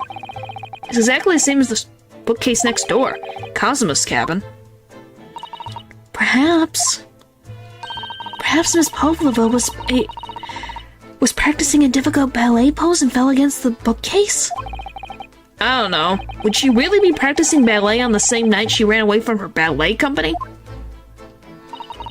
Alright then. It must have been you. You lost your temper and knocked them all over in a fit of rage? How would he do that? In the next cabin over! How does that work? Not everything bad that happens on the ship is because of me, you know. Well, anyway, I'll set them all straight again in here too. I don't like seeing things in disarray. I wish you would stop touching the crime scene. But what's new? There are just a few books on the desk. Nothing else by the looks of it. Well, Miss Pavlova only ran away from the ballet last night. She's hardly occupied this cabin for any time at all. That's true. I wonder what kind of books she likes to read. Let me see. Yes, I see. It would seem that Miss Pavlova enjoys reading books written in Russian. Well, yeah, she's Russian. What did you expect? I'm just gonna be honest. What did you expect? Thanks, I think I probably already knew that. It's rude to ask too much of people, Naruto-san. Can't you remember that? Okay then. Someone's picky.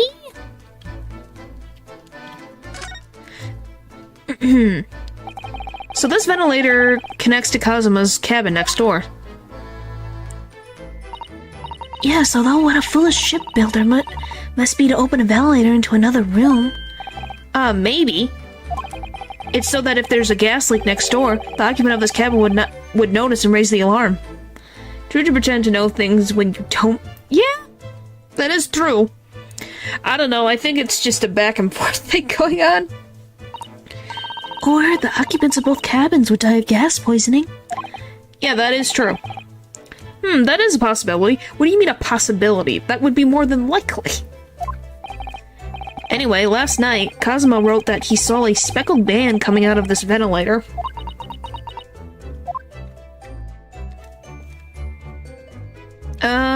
We can check the door, I guess. This cabin door has the same simple sort of bolted latch that our cabin door has. If the bolt's drawn across, there's no way anybody could enter the cabin from outside. Stood up for himself more? I wish so too, but he might. Yeah, it's not a particularly heavy-duty bolt, is it? But still, it wouldn't slide across of its own accord, would it?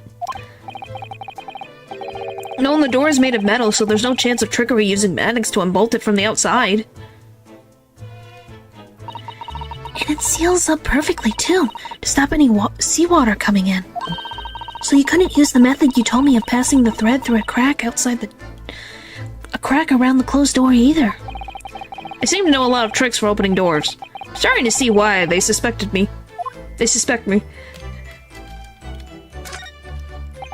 Ah, yes, they displayed this.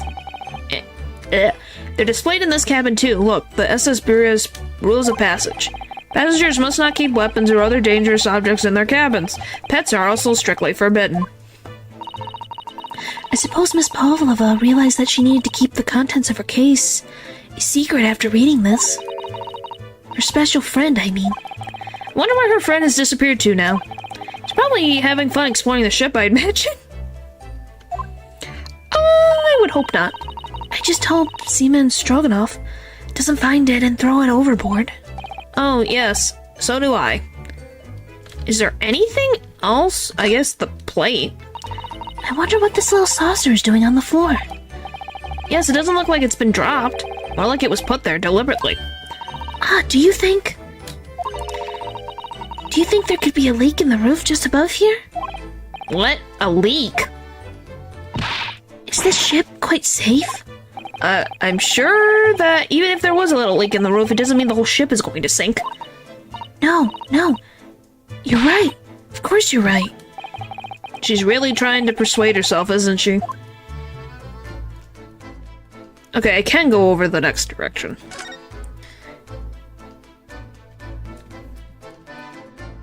What is that? Is that the garbage can? I suppose every cabin has a waste paper basket. Shall we have a little look and see what's been thrown away? Naruto-san. It's poor etiquette to go sifting through someone's rubbish, you know. What if there's a frickin' clue? Those eyes. She's looking at me like I'm a piece of rubbish now. However, these are special circumstances, I think. Exactly, we have no choice.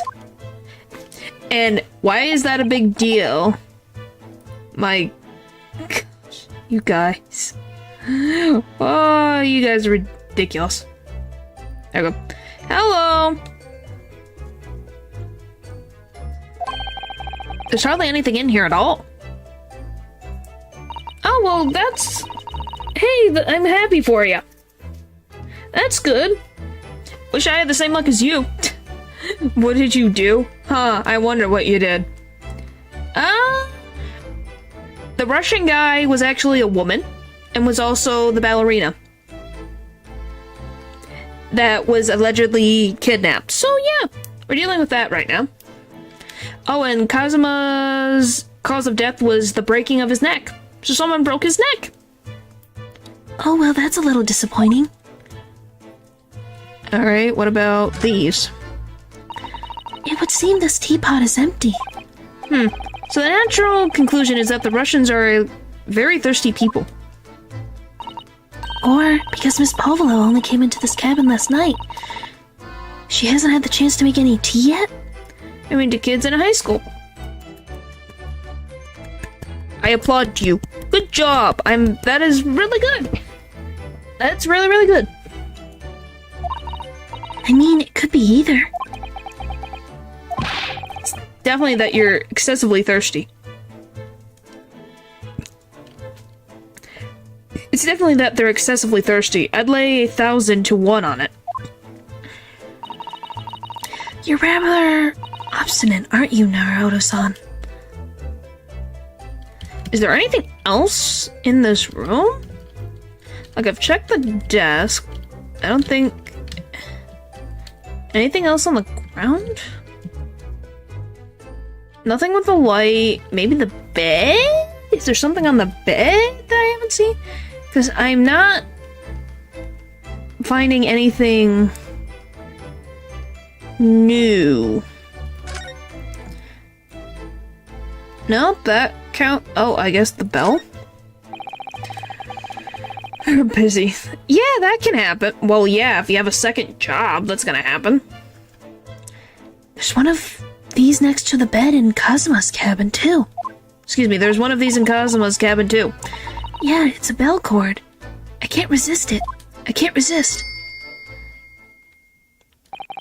She barely hesitated there, and she gave it a good tug, too.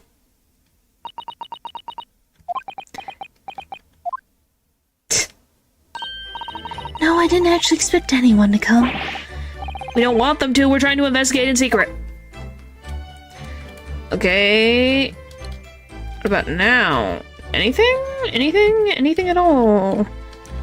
Well, coding is exactly constant flow of income, so I adjusted. Makes sense. Makes sense. Okay, the bed isn't anything. Nothing there. You would think that this bag would be suspicious.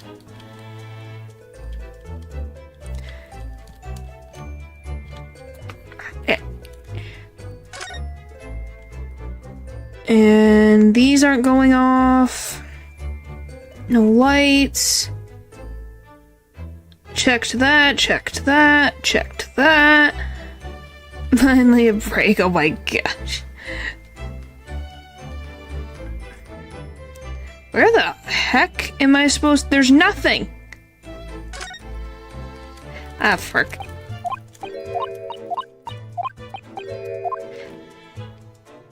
Oh my god. Oh boy. I don't see anything. At least that I... Okay. Nope, nothing. Because I'm assuming, because they opened up the area, I'm missing something. Because it feels like I'm missing something. Because we got that, we checked that, the bed is apparently part of that. The books don't do anything, that doesn't do anything. There's nothing on the ceiling. Nothing here, nothing here, nothing there. Checked the bowl, we checked the trash can, we checked the desk.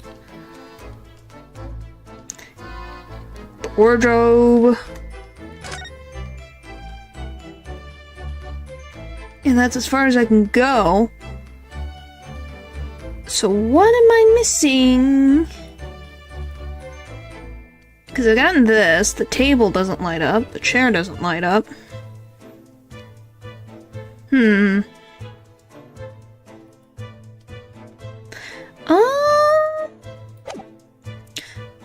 I'll just probably— maybe I'll go back to Kazuma's cabin.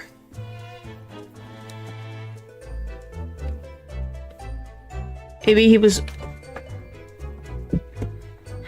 Huh, I don't know. My gosh, okay guys, you can stop complimenting each other. I thought I've checked everything, like I've checked that, I've checked that. This doesn't light up. Oh, I guess... Oh, because of that information I didn't check this. Okay. It really is such a pretty, beautiful color, this glass. Looks like whatever it was has been broken clean in two. Hello! But the other half is nowhere to be seen. And then there's this brick-colored mark. Which is shoe polish, according to that great detective you seem to know all that well. I suppose it must be from Kazuma-sama's shoes. Maybe, but what I'd like to know is, how can the detective be so sure that it's shoe polish and not something else? Because he's a great detective, of course. That's hardly a reason, is it? Okay, that's the new thing. Oh my gosh. Yes, you've said your piece before of your theory about what Sherlock Holmes decided to do. Okay, that's all. Yes, we'll check those too. Oh my gosh. So this ventilator joins to Miss Pavlova's cabin. Yes, that's right. And just a few minutes before he died, Kazuma saw something emerge from it. The speckled band, as he described it. If only Miss Pavlova had been able to shed some light on it, but she seems as baffled as we are. Yes, I wonder if she's telling us everything, though. I'm not sure. I know most people aboard would say the same about me, but there was something about that woman that didn't sit right with me. Okay, we got that. Anything else? Game want to tell me anything else? Oh, maybe I can... Well, because I've tracked everything in here. So maybe... Oh my gosh, you guys. Stop. Goodness.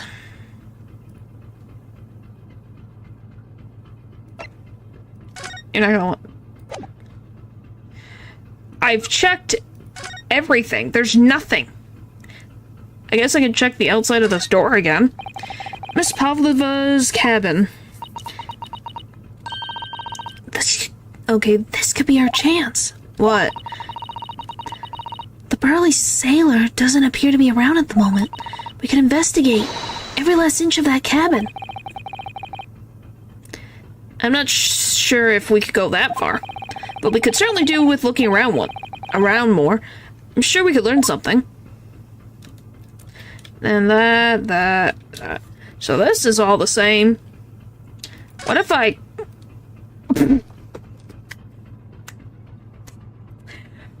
Hi, detective! I didn't see you there! Wow. Huh.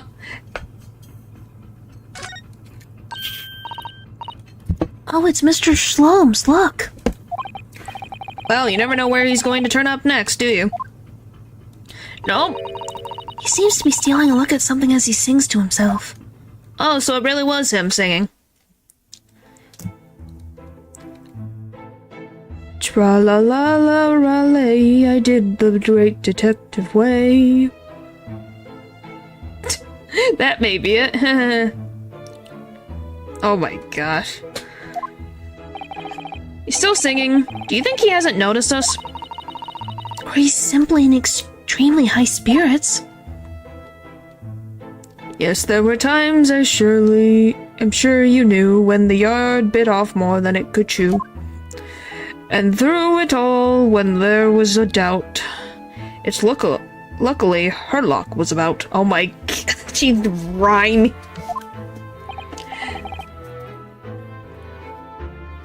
Oh my gosh. Excuse me. I solved it all and I stood tall. I did it the great detective way. Mr. Shlomes!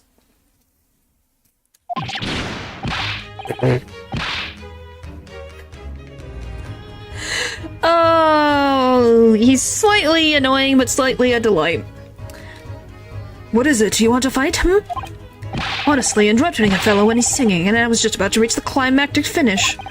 Sorry, I just thought you were never going to stop, so I figured now was as good a time as any. I very nearly dropped you to the floor with one of my famous right hooks. I don't know, it's just funny. To me, it's funny. Mr. Slomes, you seem to be examining something before we interrupted you. Yes, that. I was immersed in studying of the ship's log as penned by the stockily built crewman who's usually on guard. Stancing and then preparing to box you? Yep. Oh yes, the ship's log. Did you find anything... Did you find out anything useful from it? Well, after 2 a.m. this morning, the majority of the entries are blank. Which means that there was nothing to report. Nothing of note happened, so... Ho ho ho ho ho ho ho ho ho ho ho. You truly are a student from the land of the rising sun. You've been utterly blinded by it. Ha ha ha ha. Sorry? Your logic, my boy, is inverted. Whatever do you mean, Mr. Slomes?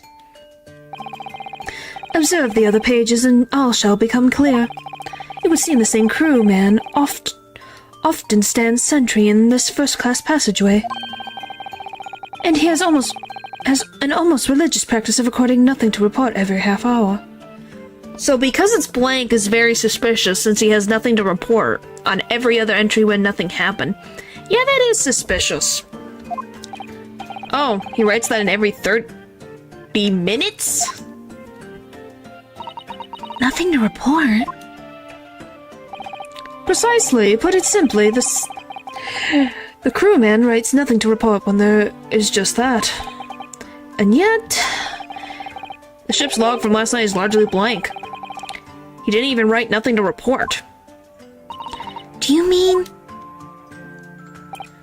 Yes, there were circumstances afoot last night which led to this crewman absent from his post.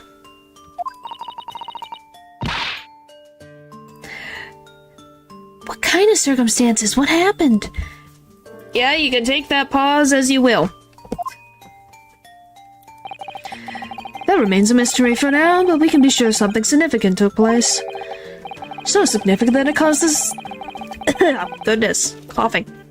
So significant that it caused the sailor to forget his regular habit of scribbling nothing to report in the log.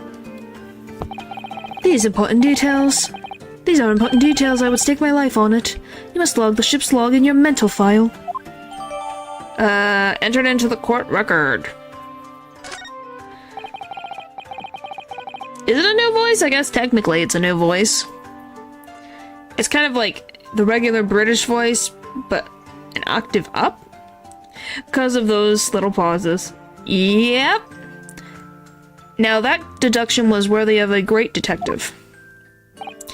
Oh, you're starting to understand what my way is, I see. What makes Slomes brilliant. Ho ho ho ho ho ho ho ho ho. Oh, ouch. What is it? Are you hurt? Oh, don't worry yourself. I seem to have afflicted with a throbbing headache this morning for some reason, nothing more. That's 3 people who have had headaches. You have Hosonoga, Ryunosuke, and Slomes all have headaches. That's weird. That can't be a coincidence. Well, my friends, until our next encounter. I don't think that's what it is. He's too full of himself, he'll eventually get humbled if he ever met the actual Sherlock Holmes. Well, yeah, he would, but I don't know if Sherlock Holmes exists in this universe, technically. He's still singing to himself. I can hear it as he wanders off down the passageway. Well, we found what we were missing. Is something wrong, Sasato-san? You seem lost in thought. That is possible. The food might have went bad. Because... Is she feeling a headache too? Because she also had the... I'm just saying. Food going bad doesn't cause just headaches. Maybe there's an outbreak of... Maybe? I don't know. There's 3 people who have had headaches. Does she have a headache too? It's just, well, I feel the same. Sorry? Ever since I woke this morning, I had something of a headache. So that's 4 people. And those 4 people would have eaten the food. And he passed out from it. That is true, that as well. Because that Gumshoe would have to believe is nonsense. Yes, Gumshoe probably would, because he's just a simple guy. But 4 people all have headaches. They've all would have eaten the food and drank the water. Or anything of the drink. Obviously none of them have a broken neck, except for Kazuma. Which, he would have eaten the food too. So I'm wondering if... That is very weird. Wonder what would have been put in the food. A sort of continuous throbbing. Oh, you too? Freaking headaches all over the place. And we don't know why.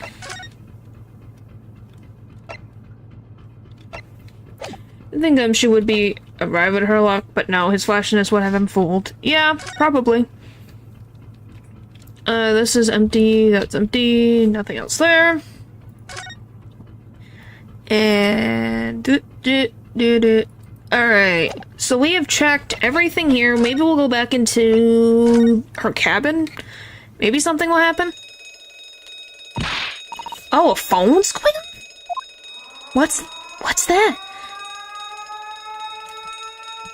Oh, it's a siren. Maybe it's possible? Shut down the engines immediately. Vessel sighted at quarter-mile floor. Full stop. Heart to starboard. All hands brace for impact. Are we getting hit by another ship? What the? I think we're about to crash into another ship. What? Oh no. I can't stand. Sato-san, hold on to me. Oh! People drink water? I would hope so. This is way worse scenario than oh my goodness. Sato-san, are you alright? Are you injured at all? I think I'm fine. Thank you, Naruto-san. Did the ship sway? Because the books fell again. Like they were when we first came into the room and how Kazuma's was. So did the ship sway that night? It looks like we avoided a collision. I think. Yes, the ship has come to a stop. Oh my goodness, what about you, Naruto-san? Are you hurt? No, I'm fine.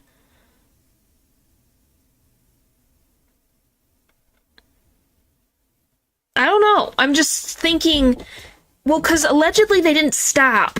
But she allegedly came onto the boat, even though they didn't stop at a port. So was she on a boat? And signaled to them, and the crewmen stopped the boat for her? So the boat had stopped? So that's why I'm like... Because the books are like this when we came in, and Kazuma's books were like that too. So the question becomes... Why did the books become like that? It's not like Kazuma is going to be leaving all the books like that, so it's weird. No, I'm fine. Hello, is everybody in there? Shout if you need assistance. Oh, that sounds like... Inspector Hosonoga. Is that you in there, Naruto-san? About the door, quickly. Oh, it closed the door, too! Wait, so if that's also in the same time, the door could be open. Because if the door locked all on its own, we didn't lock it. But because we did that, the door locked. Wow. What? The bolt? Look at that! The door is bolted. Did you do that, Sasato-san? No, I didn't touch it. Well, that's strange. How did it... And look at all the books. They're just like they were before again. Sana, aren't you going to open the door and let the inspector in? So that explains a lot. So that means anybody could have gone into Kazuma's cabin while he was asleep. Even though he wasn't asleep. I'm just saying, the point is that there was enough turbulence to the point that things are breaking, that someone could have gotten into the cabin. Is a possibility. Better tidy this place up first. Our violent emergency stop had solved one mystery, at least, in a very vivid way. But I knew that what awaited us on the other side of the cabin door would not be pleasant. I hurried around, tidying up the cabin with a new sense of foreboding in my heart. To be continued. They really love to do to be continued in this particular game. But aside from you, there's no one else that's suspected to be the... Well, the thing is, yeah, there's no one else, but if we were already inside the cabin, we wouldn't need the door to be opened. 9th of January, SS Bureau, Miss Polova's cabin. Because I'm like, if the option of the door being able to be locked but then unlocked is a possibility, then anyone who had access to the area of the first class could be the person who committed the crime. So Polova is an option. The beefy sailor that watches the door is an option. Because remember, since 2 a.m., it was blank. So the question becomes, when? Does it tell us when he died?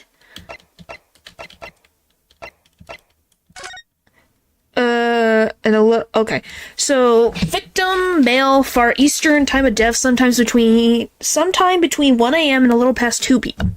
a.m., excuse me. Cause of death, alright. So, a little past 2. And this says there was virtually no entries from 2 a.m. until early this morning. This is all the way back, unless there's an aspect the court will only sus. Well, yeah, but I'm saying that if... So as you can see from the ship's log, Biff Stroganoff, the one who was supposed to be there, by the doorway,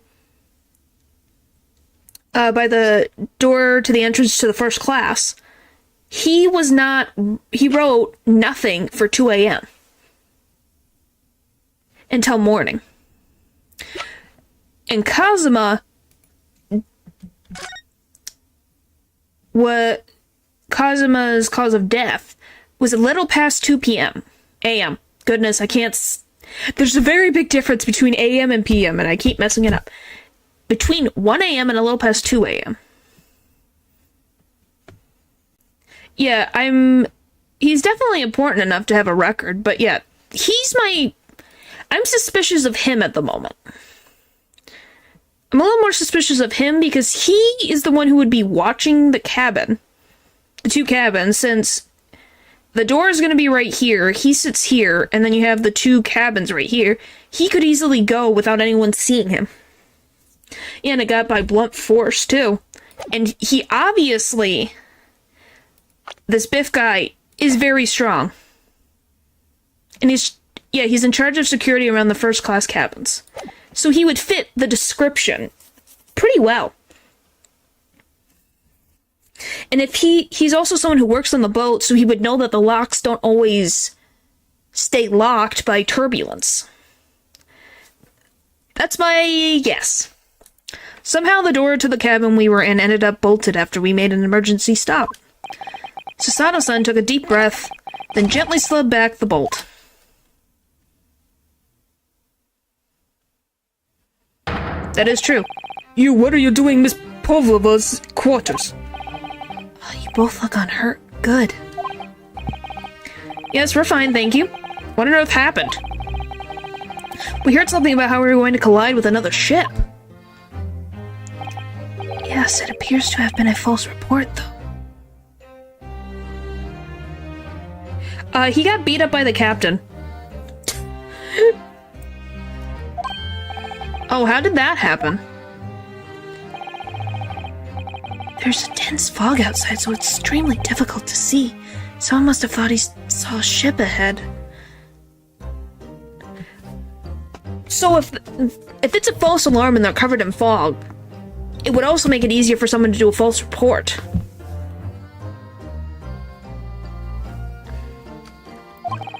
This person obviously triggered the alarm, and that's why we made an emergency stop. Everything is chaos. Passengers are screaming, crew are running everywhere.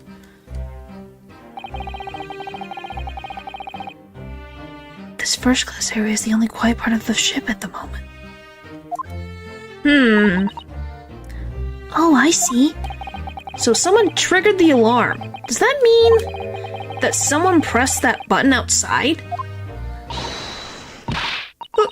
You wicked intruder, dressed all in black. You are the devil. Me? Sorry, me? I've been called a lot of things before, but devil was the first. You opened my traveling case. How could you? What? No, we didn't touch it. That's right, Miss Polova. It was already open when we came into your cabin. Inspector! Yes. Arrest this man. I know he did it. With what proof? My goodness, does everyone want to blame Ryunosuke right now? First it's for this other crime in the next room. Now for this. It could literally just as much as be Sasato-san. I'm not accusing Sasato-san, but my point is there's two people in this room. He looks blamable. Are you saying that the Wright family has a blamable face? She can be dumb, I guess. He is a criminal. It's not enough that he has killed a man. And he's a stowaway as well. If Vixen promises not to steal chicken, do you believe? And why would I believe a man who's going to look like he's gonna punch me in the face? Ugh. Take him away. He's a trespasser as well as everything else. They might do. Look at the evidence. Yeah. But at the same point, they don't really have that much evidence. Stowaway, trespassing, killing. She's right. You are devil. It doesn't look good, does it? There's a cell below deck. Throw him in. Why do you have a cell on your boat? Tomorrow we dock in Hong Kong, then we give you straight to police. Wait, a cell? Please, Inspector Hosonoga, is there nothing you can do? This is a Russian vessel. I really have no jurisdiction here. After my last effort to appeal to the captain's good nature, I think I'm out of options. You don't say. I think we were already out of options when you got beaten up. Goodness. This is terrible. This is a real crisis. I've got to find a solution. Immediately.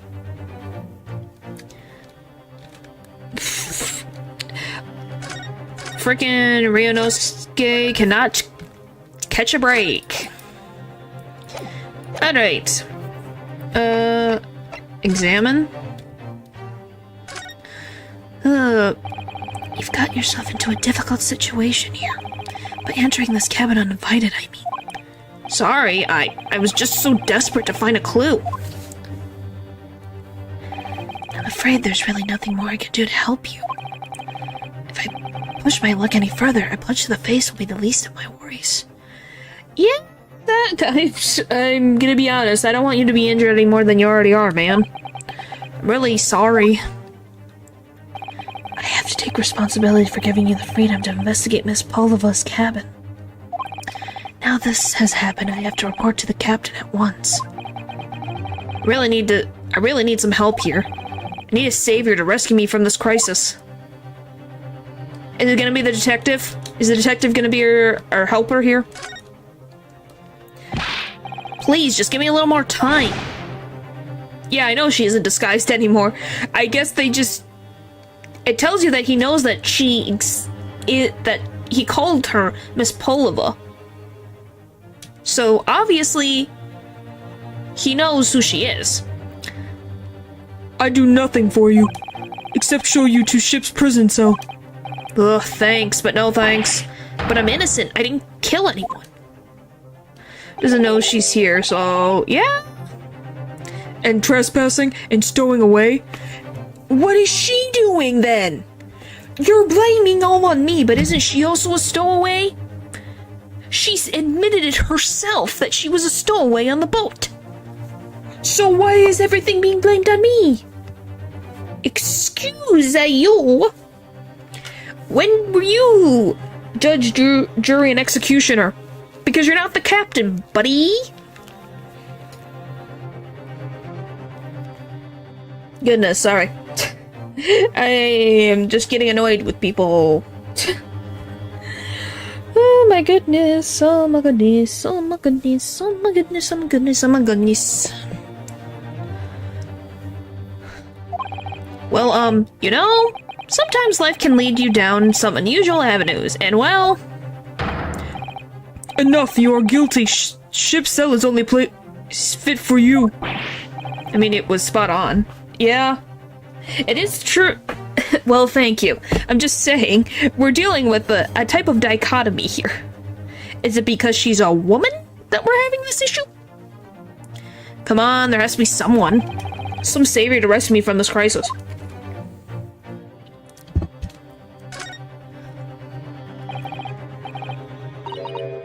This trial has not started at all. We're still on a boat. Get out. Listen, I'm sorry that we snuck in here without your permission, but... Get out now. We just needed to investigate in here to help understand what happened to... I think that's Da, and I can't read the rest of that. Ugh, it's no use. She's not going to listen. I need to find someone who will...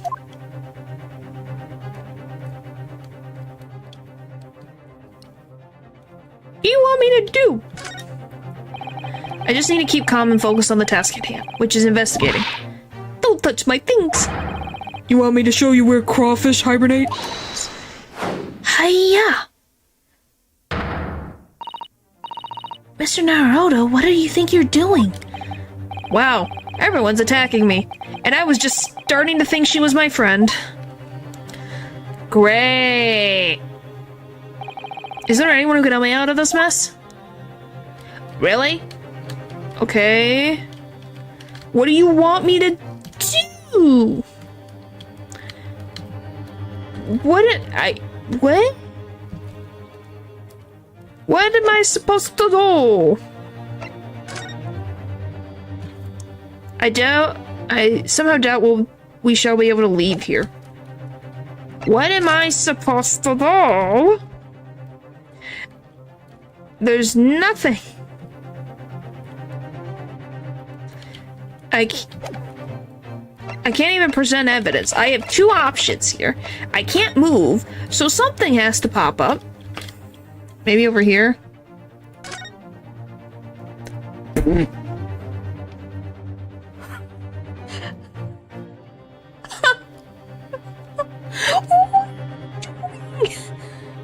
Herlock. Why? Where is he coming from?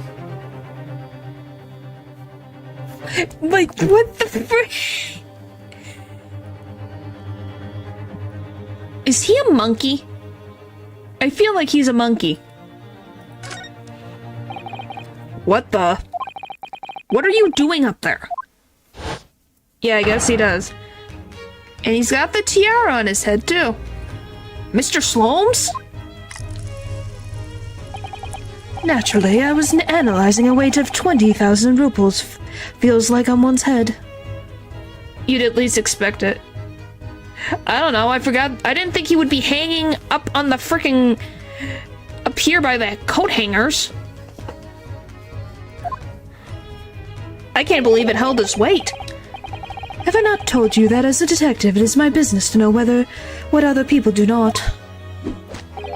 This isn't mere tomfoolery, my boy. Oh, no, no, no. Well... Why were you hanging from that hook before then? Is it Will as a coat?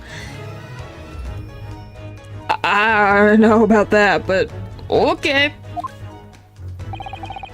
Isn't it obvious? To properly assess the weight of the 20,000 rubles, naturally. I wish to determine if it would bend the conceited-looking hook on the wall, so full of brag and bounce. Huh? Oh, this detective.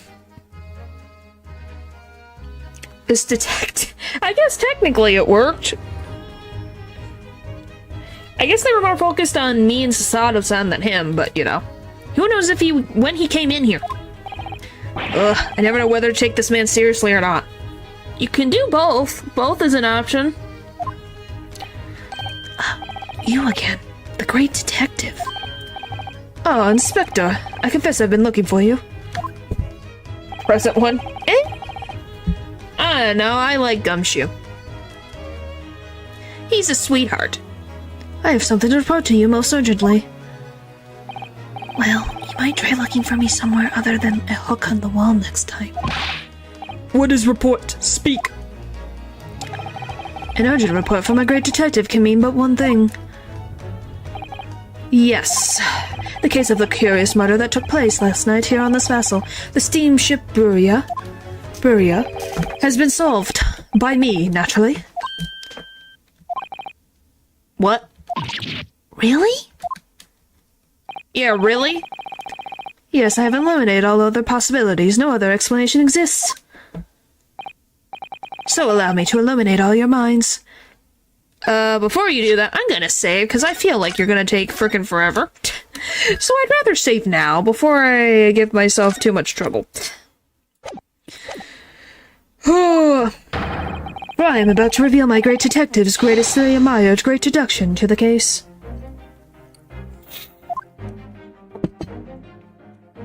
Alright, here we go again. You have solved it? Even Hedgehog understands this case.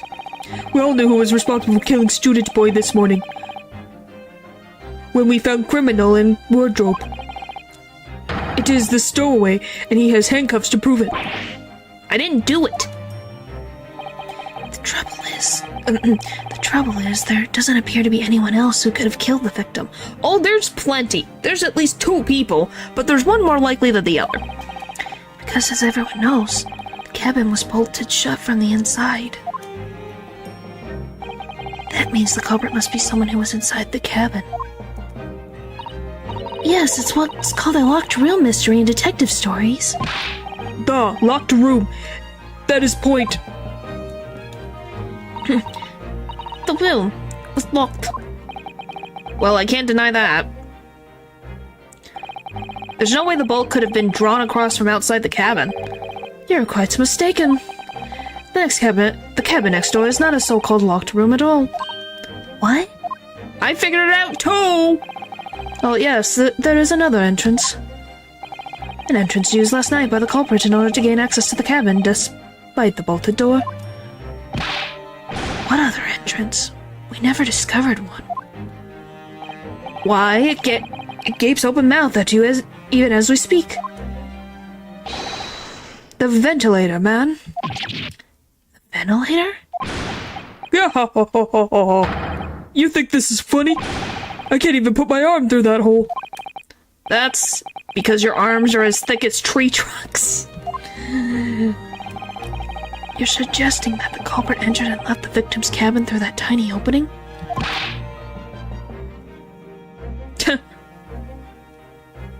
It is not possible. Oh, but it is. Last night, the victim even witnessed the intruder in the act of passing through the ventilator.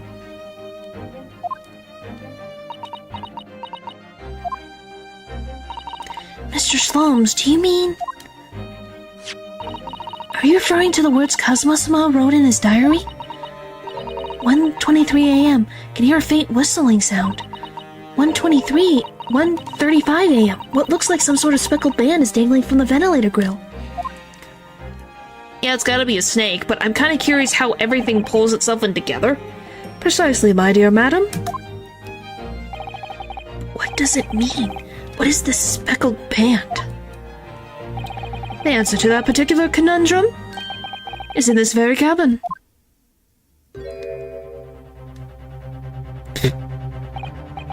Oh, that music. I know that music. Mr. Slomes, what are you doing? There is a distinct element of danger. Fear not, I am ready. What I'm about to expose for y'all to see will shock you to your cores.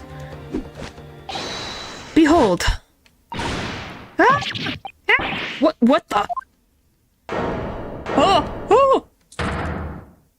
Wow, that is a big snake. Oh, that's why his face! Oh! I was wondering what was with his face. Because I said earlier, oh, why does his face have these lines? It's because the freaking snake was on his face. I don't know. I thought he had a weird... He tanned weirdly. I don't know. Where the fuck did it come from? That is a giant snake. Allow me to introduce you all to the band. The Speckled Band. A snake?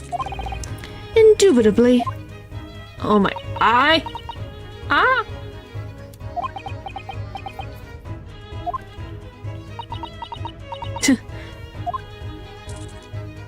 It ain't even that hot for him to get that tanned. He's on a ship. It's definitely possible. Mr. Slomes, just one thing. Pray, what troubles you? Well, that snake isn't really speckled, is it? I'm guessing speckled is just because it has stripes? That's me guessing. It looks more stripy, wouldn't you say? It's a freaking big snake. I don't like the big snake. Yes, you're right. I think in this case you'd have to call it the Striped Band, wouldn't you? Well, he didn't say it. Kazuma did. You both see and observe with distinction, however. Do you not think that this is precisely the trap into which the culprit wishes you to fall? Oh my goodness, really? It's a trap? How exactly? And by the way, how is Biff breathing with the snake over his head? We're just gonna ignore that? I think perhaps it is time I explain the intricacies of my train of thought. Are you ready, Miss Pulliver? I'm sorry for the young man who died, but that is all. His death has nothing to do with me. This whole thing has nothing to do with me. Maybe he's used to it? Maybe. There are two conclusions I've drawn from the facts. Number one, last night your friend infiltrated the victim's cabin. Oh. And number two, that same friend was responsible for the victim losing his life. No. She's turned as white as a bowl of rice again. Slums must be right. He hit the nail on the head. Well, that's what my assumption was, but I don't know if that's true. Because even then, is it a poisonous snake? Because there was no poison either, and there's no markings, so it couldn't have been the snake. This young woman's friend killed Mr. Asogoi? I can't hear you. The Speckled Band has limited your speech. Looks like he can't speak with that snake coil around his head.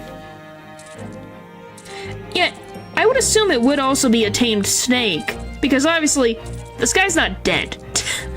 With the snake wrapped around his head, it's not even tight. It's probably just tight enough to be able to not fall. So it's just kind of like my first thought was the snake. But even then, the snake could have just popped its head through the ventilator and then turned around. That is also a possibility. I would advise as little movement as possible, sailor. You wouldn't want the fangs of that long friend in your neck. How did you find this snake, by the way? So, everyone, let us begin. Sherlock Holmes is proud to present his logic and reasoning spectacular. Oh boy, here we go. The great deduction. The game is afoot. Topic 1. Intruder's identity. Miss Polliver, a moment ago you claimed the following. His death has nothing to do with me. This whole thing has nothing to do with me. Yet you cannot deceive yourself. Yes, when you recalled those horrid events, your aching heart smirks with pain. Thinks he's the main character. Yeah. And it is that very pain, that evidence, it's intricable link to the victim's death. So, we ask, what was the nature of this intruder that stole into the victim's cabin on this portentous night? Why, naturally, it was the friend with which you boarded this vessel, was it not? Ah, as I suspected, another telltale glance. Without a doubt, your friend is the breathing serpent we see before us. Okay, so her pet is not the snake. I think. And yet, the fact leaves us in a quay. It has no fangs. The victim's written observation on the night in question tells of a speckled band. Yeah, this snake has no fangs. Like, at all. I don't see any fangs.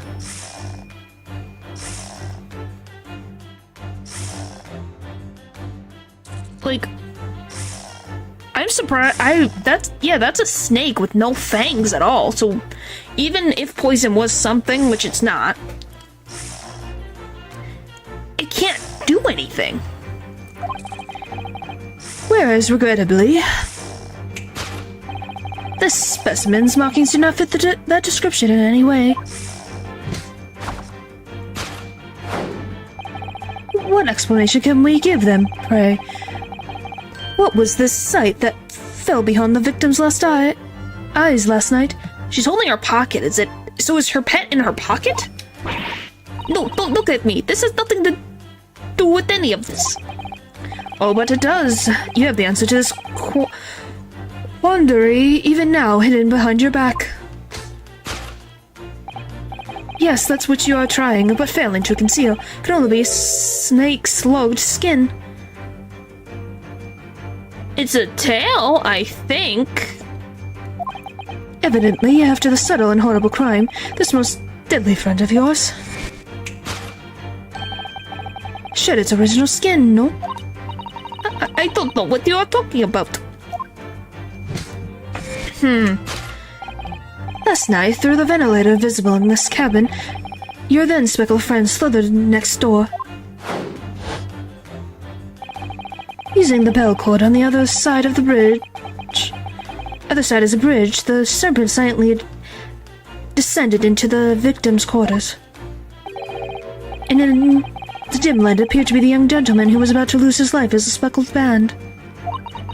I don't think he would miss a bright green snake, even in the dim light.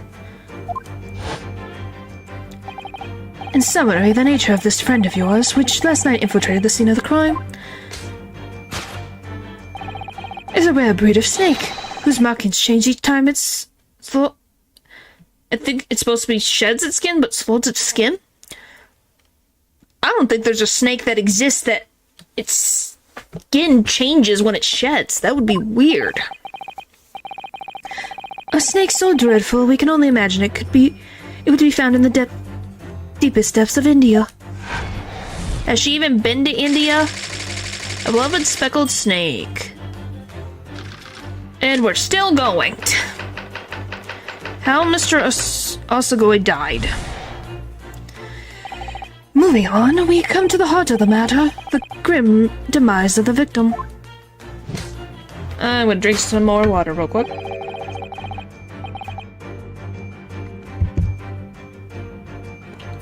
How did this young man lose his life, and why?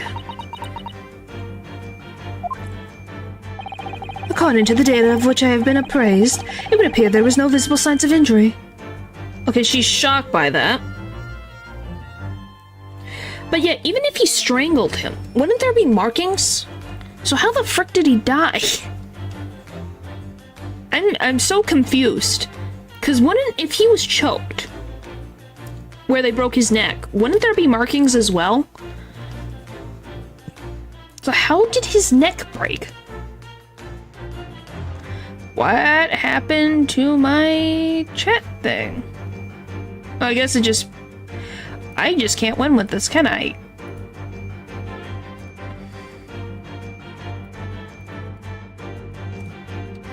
I guess I never noticed it till now. Whoopsie-doo.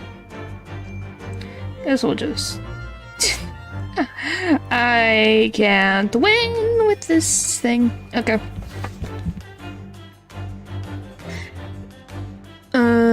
Blah, blah, blah. We read that. Oh!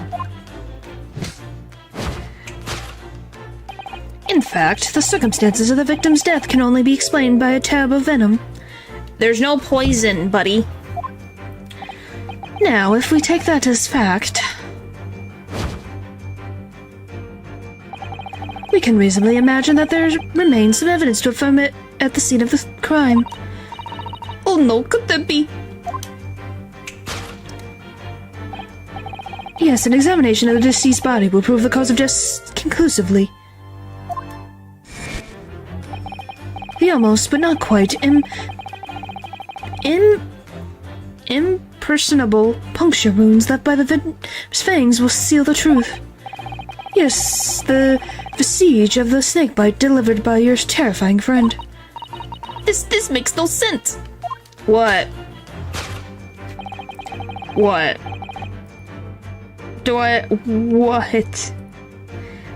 There's no point feigning ignorance, Miss Pavlova.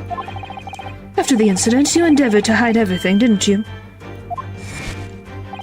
But now your involuntary glance betrays the hiding place you chose. That's right, you hid the evidence that links you to the victim's death in that traveling case. When we first met in this cabin, it came to my attention that your case moved periodically. I entered the danger of... Oh, just a... What? What does that mean? I don't get it. I don't understand it.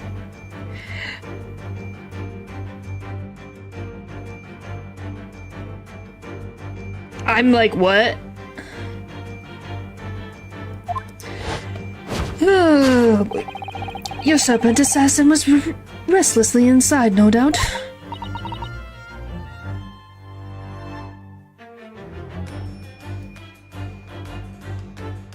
Oh. I was like, huh? What? I was so confused for a second. I was like, huh? I was very confused. I was like, what?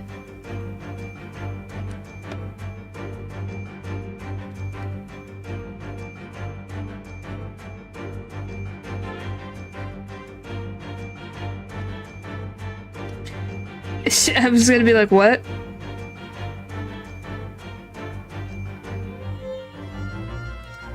Anyway, let us continue. You didn't have to join Twitter. I just have it as a thing. It's not technically necessary. You don't. Miss so much, yes you did. What's going on?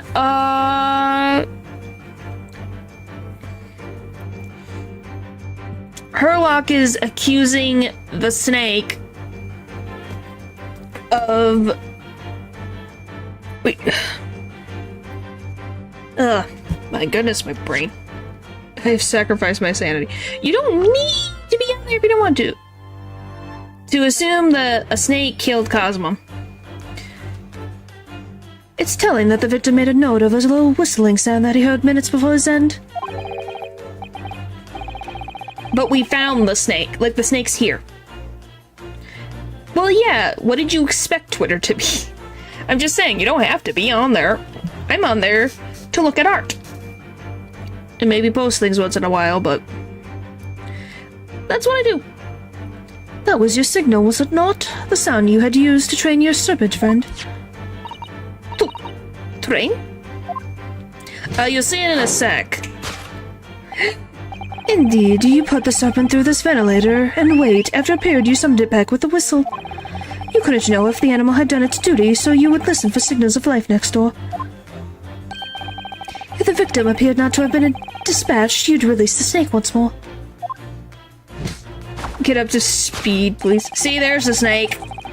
Do you know the snake has undergone such training? It's not true.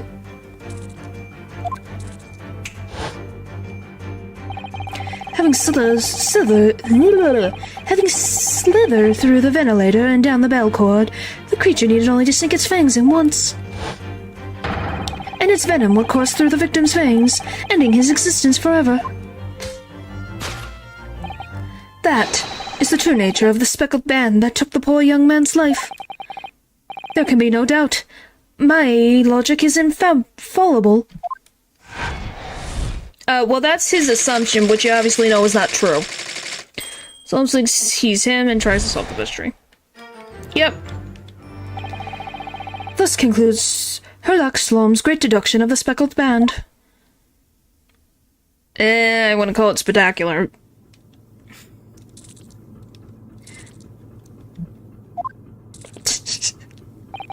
Miss Polliver has trained her pet, Snake, as a killing machine. The only clue we have is that it means wardrobe. We have no idea what anything is in regards to anything else. We didn't find that out at all. There on the floor, you observe a saucer of milk. The promise of food is the key to training any creature. Incredible. No, it's not. Can snakes even consume milk? Is that even a thing? That snakes can consume? You solved the mystery. Amazing. Your great deduction really lives up to its name. I see now why Herlock Sholmes has become such a household name. No, they did not solve that either. We're not done yet. My dear man, it was nothing remarkable. As the Russians say, I could have done it with only one left hand.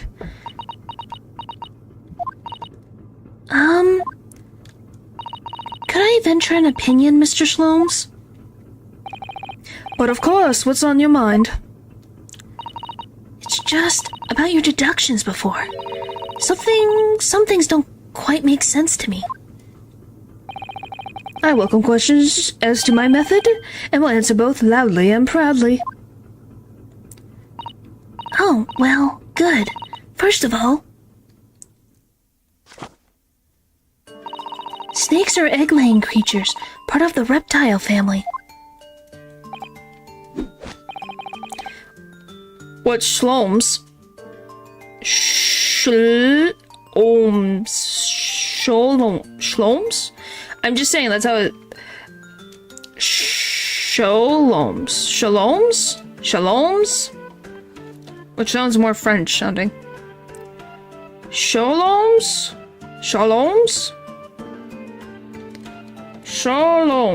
I guess. You are well informed, madam. And reptiles, don't drink milk. Well, so I was correct. They don't drink milk. Oh.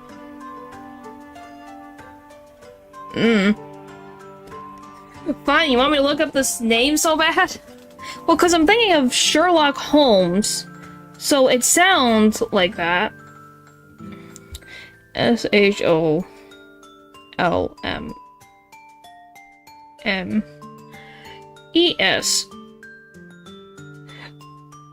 Pronunciation. I can't spell it. It's something Jewish people say. Huh. That's not correct either. Crap.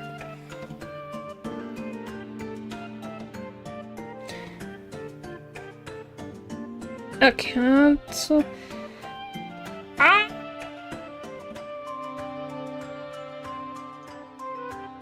I just... Okay, there. Ah! Hang on. I'm busy trying to deal with... There we go. Apparently, I just looked it up. Apparently, yeah. Smart. Oh my gosh. Like I said, Shaloms? Goodness. Do do do do do do do do.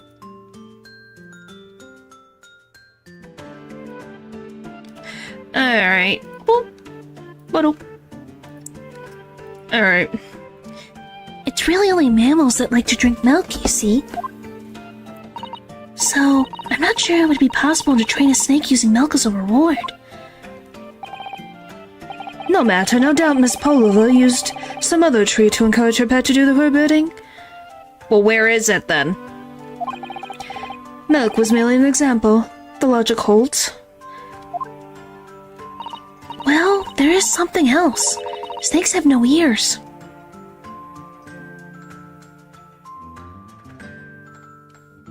They don't?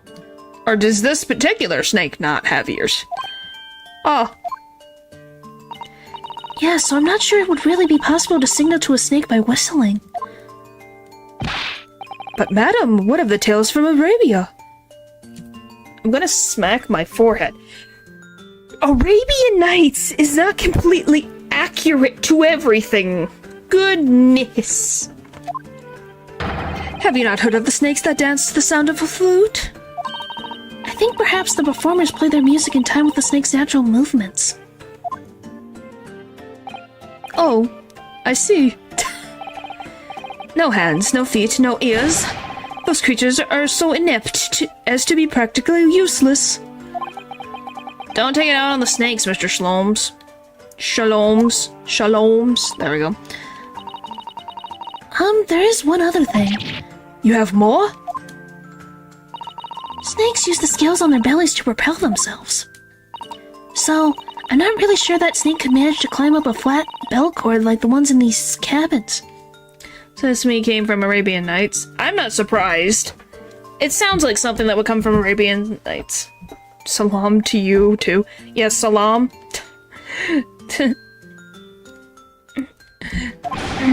But it should try harder. It has no arms nor legs. What do you want it to do? I don't know. He could be. I have no idea. Please don't be angry with me, Mr. Shaloms. The point is, even if the snake had gone through the ventilator to the next door cabin, it could have come back without help. What I'm trying to say is that there are a number of reasons why it's difficult to imagine the snake could have had a part in this.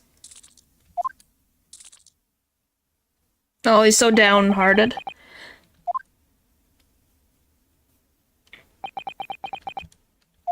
Oh my... They're making accent than an English one. Huh? I think we need to step in and help again, Mr. Naruto. Oh no, you don't mean... Yes, we need to modify Mr. Shalom's latest deductions and turn them into the great ones they ought to be. I had a feeling that was coming. Alright, let's give it a try. Just what was I waiting for? Just what I was waiting for, Mr. Naruto. Yes, right. So, cast your eyes down to your wrists again. What? I was just like, huh? How does that work? I'm just gonna be like, I don't even know what a hero accent is, really? You've done it again. His handcuffs are gone. Up for Where did they go? Fear not. I see that they're restored after our work is done. I really wish you'd leave them off. Now, everyone, let us begin. Herlock Shalom's is proud to present his logic and reasoning spectacular. How does adding an SH sound to Holmes turn into Shalom? I don't know, but it's fascinating to see around that word. Hey, it's difficult, okay? I am not reading this again. Oh. Shalom. Well, because it becomes SH. Shalom's. Shalom's. You know, that type of... I don't know, that's how my brain reads it. Oh yeah, I gotta move again. Hi, Susada-san. She does have a pained expression on her face. Yes, that's true. She looks as though Kazuma-sama's death is weighing heavily on her mind.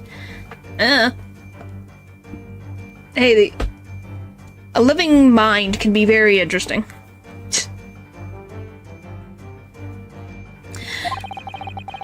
A living being can have a very interesting mind, that's for sure. But you're not sure Mr. Shalom's has read her quite correctly, is that it? Could there be some other way to interpret her expression, then? Let's take a moment and really look very closely at Miss Polova.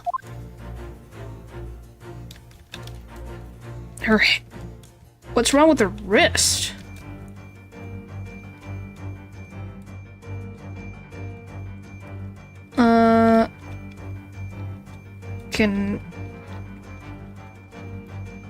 Wait. Oh, well, that has aching heart. She has such petite ears among that beautiful hair. Like little pink shells. Oh, what's that? There's something attached to her ear. Ah, I expect that's what's called an earring. It's a little piece of jewelry. An earring, is it? It's really tiny. It really is tiny. Perhaps a part of it is missing. Maybe it broke off. So now that all that's left is the clasp part that's attached to the ear. If that's the case. I'm assuming they didn't. At least not that I can think of that they would have earrings. I don't think it's impossible, but I don't know if it was that common. If that's the case, she doesn't appear to have noticed that it's broken. I guess Julie developed for other areas. Yeah, so she does have a broken earring. She has such petite ears around that beautiful hair, like little pink shells. Oh, what's that? There's something dangling down from her ear. Ah, that's an earring. The crescent moon part looks as though it's made from wood. Charming, isn't it? Women do seem to love adornments like that. In their hair, around their necks, on their fingers, and even hanging from their ears, it seems. Yeah, tattoos were a thing.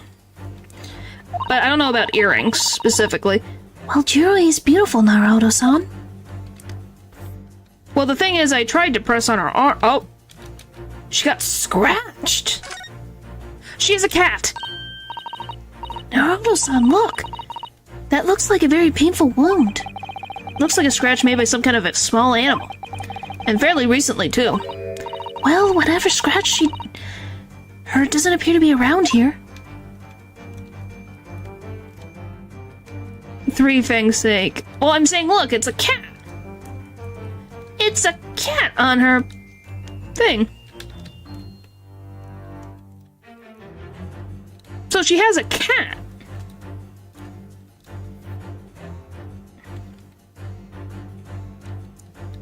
Do I literally have to check aching heart? She really does look troubled. Yes, it's hard to believe she's putting that expression on to fool us. But if you look closely, it's almost like she's actually staring at something. at what do you think? Perhaps something physically causing your pain. We should have a closer look. Like, is there some... I saw it on the... There's nothing... Like, I clicked on this. Oh, I guess I can present now. Okay, there we go. I don't think... You're gonna tell me that that snake ate the cat? That's a lot. Yes, when you recall those horrid events, that scratch mark smarts with pain. Indeed, simply observation reveals that the old wound is fresh. Oh, I'm in the way.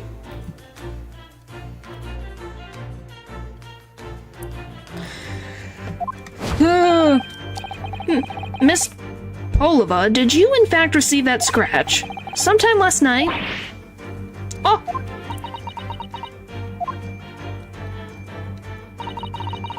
When I think about the young man who died next door, I feel so sad.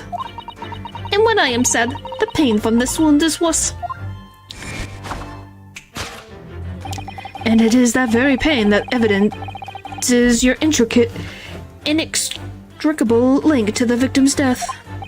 So we ask, what was the nature of this intruder that stole into the victim's cabin on the portentous night? Okay, blah blah blah, you're saying this. No, naturally it was the friend of which you bore this vessel with, was it not? As expected, blah blah blah. Without doubt, your friend is... It's not the serpent, it's a cat. Seems like the scratch mark on the back of Miss Polova's hand was made by this friend of hers, doesn't it? Except, snakes don't have claws, do they? No, they don't. They don't even have hands or feet on which claws might grow. Well then, if that snake isn't her pet, what is? What's the true identity of this friend of hers? We should follow her gaze, Naruto-san. That's where we'll find the answer. Comes from the three fangs. Oh my gosh. You know that snakes don't have claws. Goodness. Oh, look at the photograph in this frame. This must be something Miss Polova brought with her when she ran away. Oh my goodness. She's exceptionally beautiful, isn't she? Yes, that's true, but personally, it's the little black creature she's holding that's caught my eye. Maybe we'd better take a closer look at this.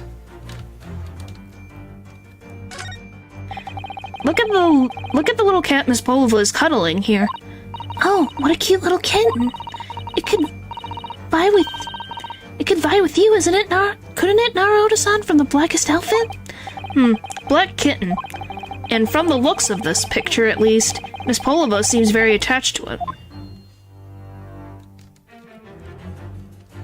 Yes! Alright. Without a doubt, your friend is the little kitten we see before us. By dragging this out to the point she got scratched by a cat. Yeah. Yes, the scratch on the back of your hand makes that abundantly clear. Oh no! The whereabouts of this black kitten isn't clear, but what is clear is that you brought the animal with you when you ran away, didn't you? Oh!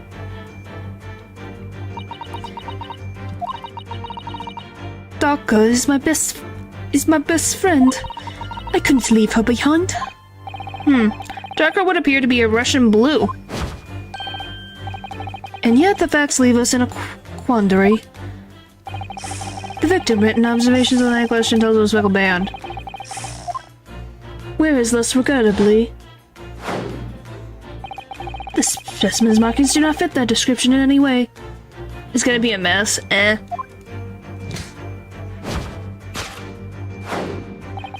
What explanation can we give?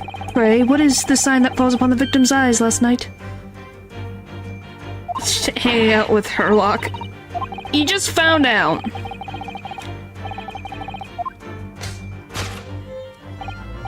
That which you are trying but failing to conceal can only snake's all skin.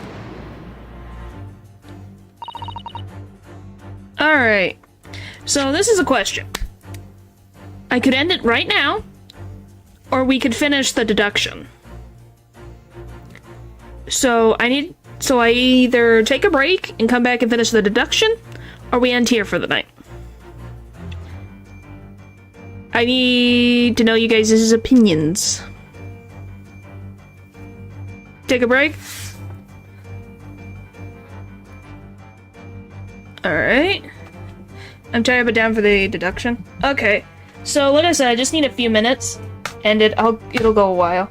Let's get that deduction. I don't think it'll go. Like I said, I just need to take a quick break and then I'll be right back. So we'll finish the deduction. We're not going through the whole thing. We're just finishing the deduction minigame. Just to say that. So just give me a few minutes and I will be right back.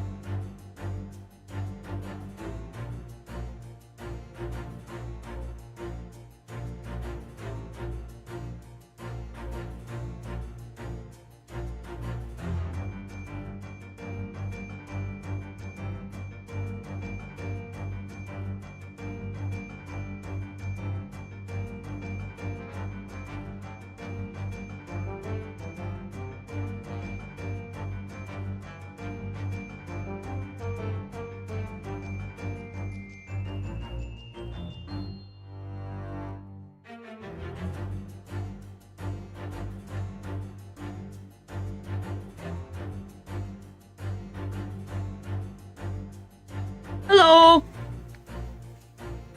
Hello, hello, hello.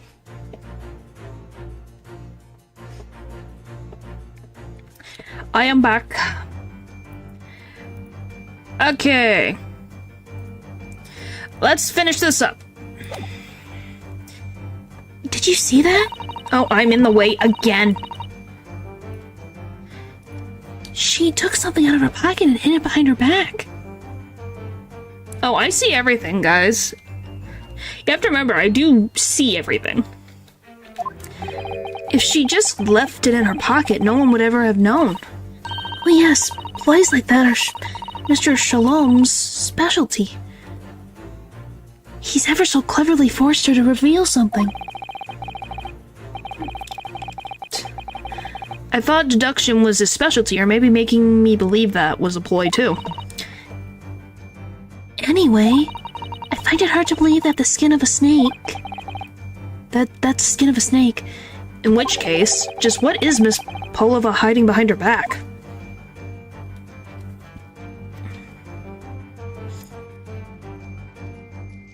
Is it like a toy? That's a weird angle. Well, it's a speckled... It is speckled, and it is a band, but... What is it? It seems to be soft and fluffy. A long piece of cloth of some sort. And that looks like a handle at one end. I think it may be a cat's toy. This sort is common in the West, apparently. How is that a toy for cats? Because cats like dealing with ribbons. Don't know why, they just do. Cats like to chase the pen around and paw at it. Kittens, in particular, love that sort of play. You only need to wave it in front of them, and they pounce to catch it. Aha, that sounds positively adorable.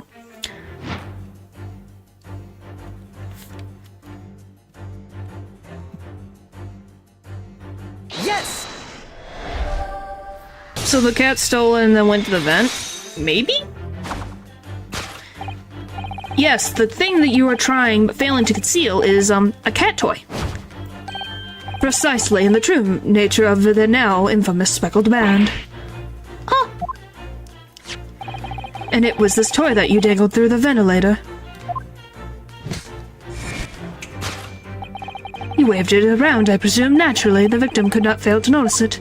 So why did she throw it all the way through to the cat? Was she trying to find her cat? But why? For what reason? My dear boy, there can only be one answer to that. After her feline friend disappeared through the ventilator into the neighboring cabin, Miss Polova attempted to use the speckled cat's toy to incite the creature to return. Ah. In summary, the nature of this friend of Miss Polova's, which last night infiltrated the scene of the crime, is a billsome Russian blue breed of a cat by the name of Darka.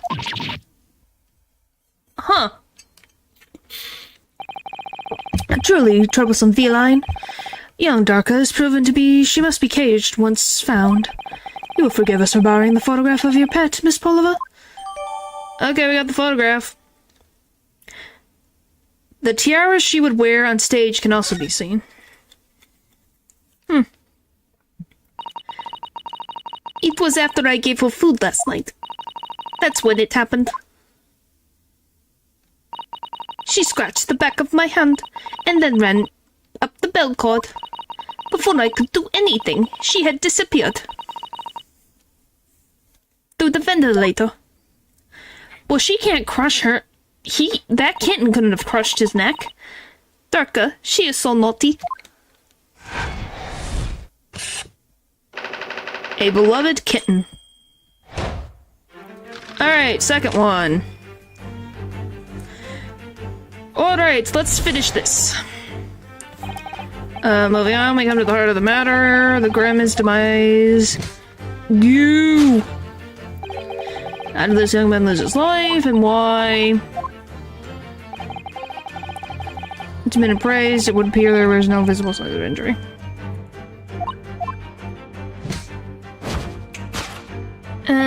In fact, the circumstances of the victim's death can always be made... I'm just gonna say the cat don't have venom unless she has rabies. what Mr. Slomes is saying is true. There were no signs of a wound anywhere on Kazuma-sama's body. That's right, but Mr. Shaloms seems to be unaware of one very important detail. Kazuma wasn't poisoned. Yes, it would seem so. Let's give him the information he's missing now.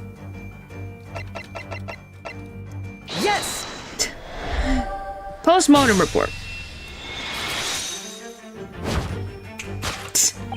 In fact, the circumstances of the victim's death can only be explained by the post-mortem report.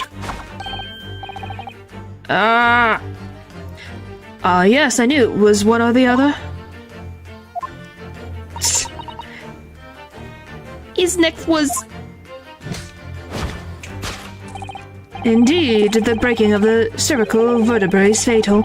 Only that Goliath would be strong enough to survive that. Solar Stroganoff isn't some immortal freak, you know. I don't know. The jury is out, and we have a good authority that the victim's neck was broken. Now, if we take that as fact, we can reasonably imagine that remains evidence to affirm it at the scene of the crime. Okay, we're doing this.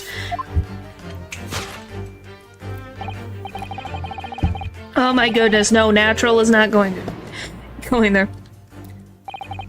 Kazuma died because his neck was broken. In other words, he was probably struck by something, or someone. Yes, that's a distinct possibility.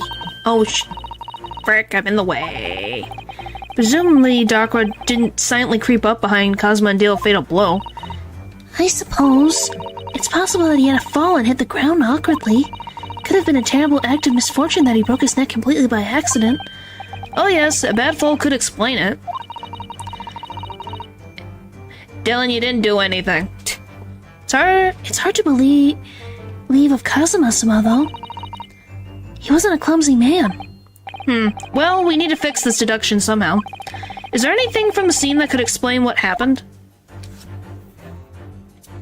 Could just make a cut out of her hair and wear it when she's behind you. What the frick? Yes! Mark on the floor. Yes, an examination of the mark on the floor will prove the cause of death conclusively. This particular mark, so prominently visible next to the victim's body, is a deposit of shoe polish. Shoe polish? Indeed, positively identified by a little analysis of device I constructed, which I carry now as a matter of course.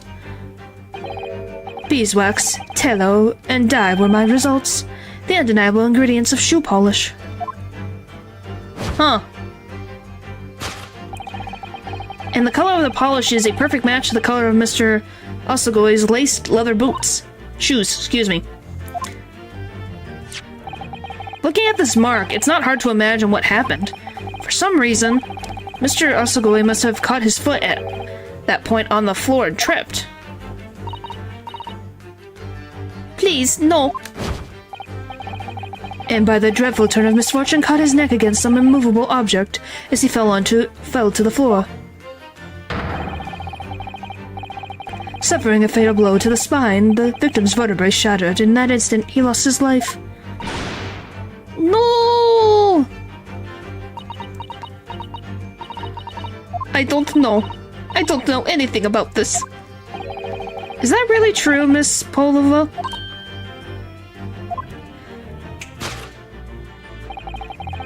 Yes, I have seen the name before, so I say it like that. Goodness.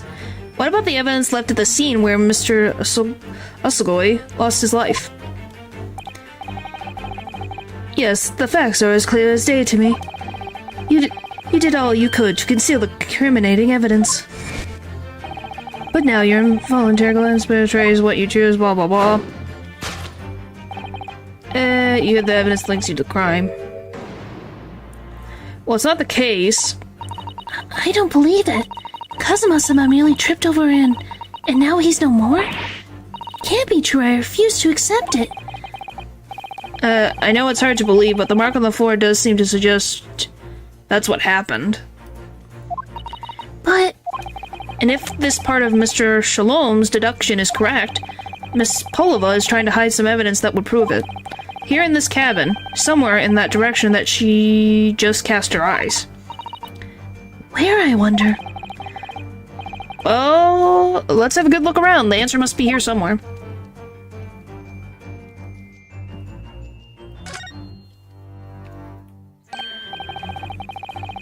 Somebody appears to have dropped 20,000 rubles here. It has been dropped now, Naruto-san. It's been placed. I'm starting to sound like Mr. Shalom's. Stop trying to sound like the great detective.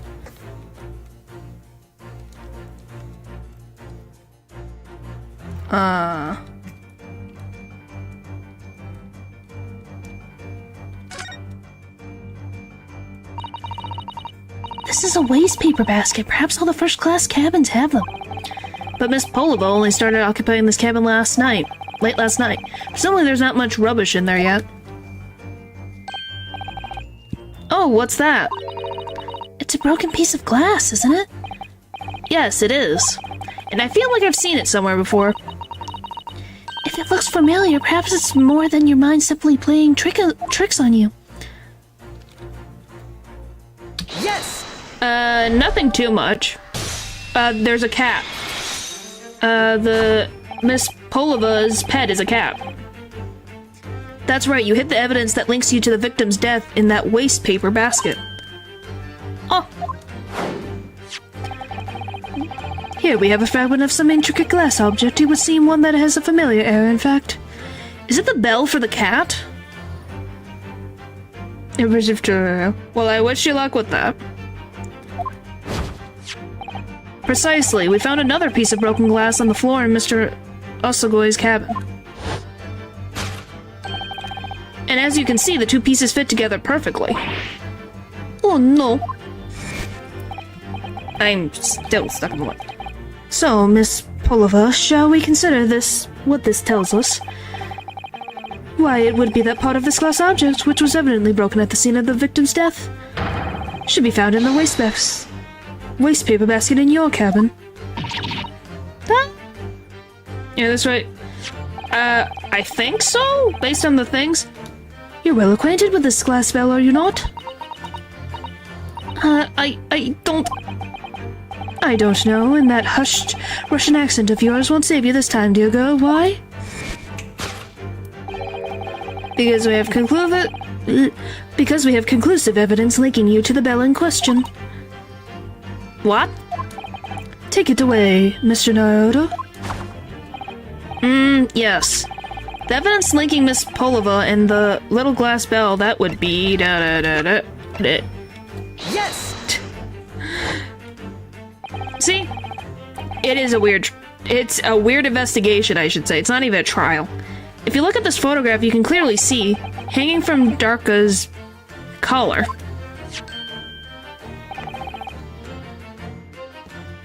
the very glass bell in question.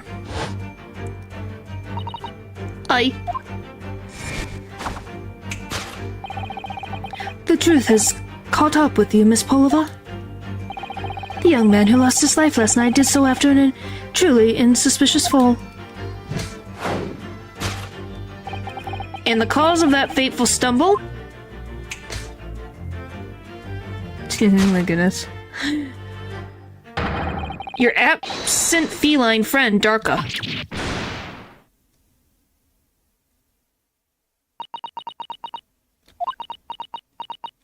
Wow.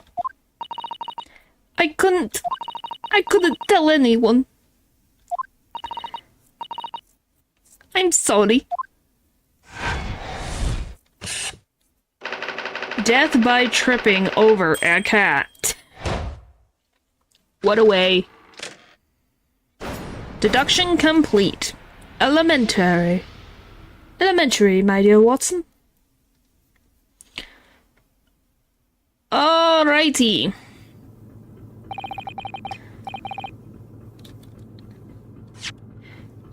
So, we're gonna end it there. So, Kazuma died because he tripped. Interesting. Be mocking him as we speak. I don't know about that. But yeah. Yeah, I had fun.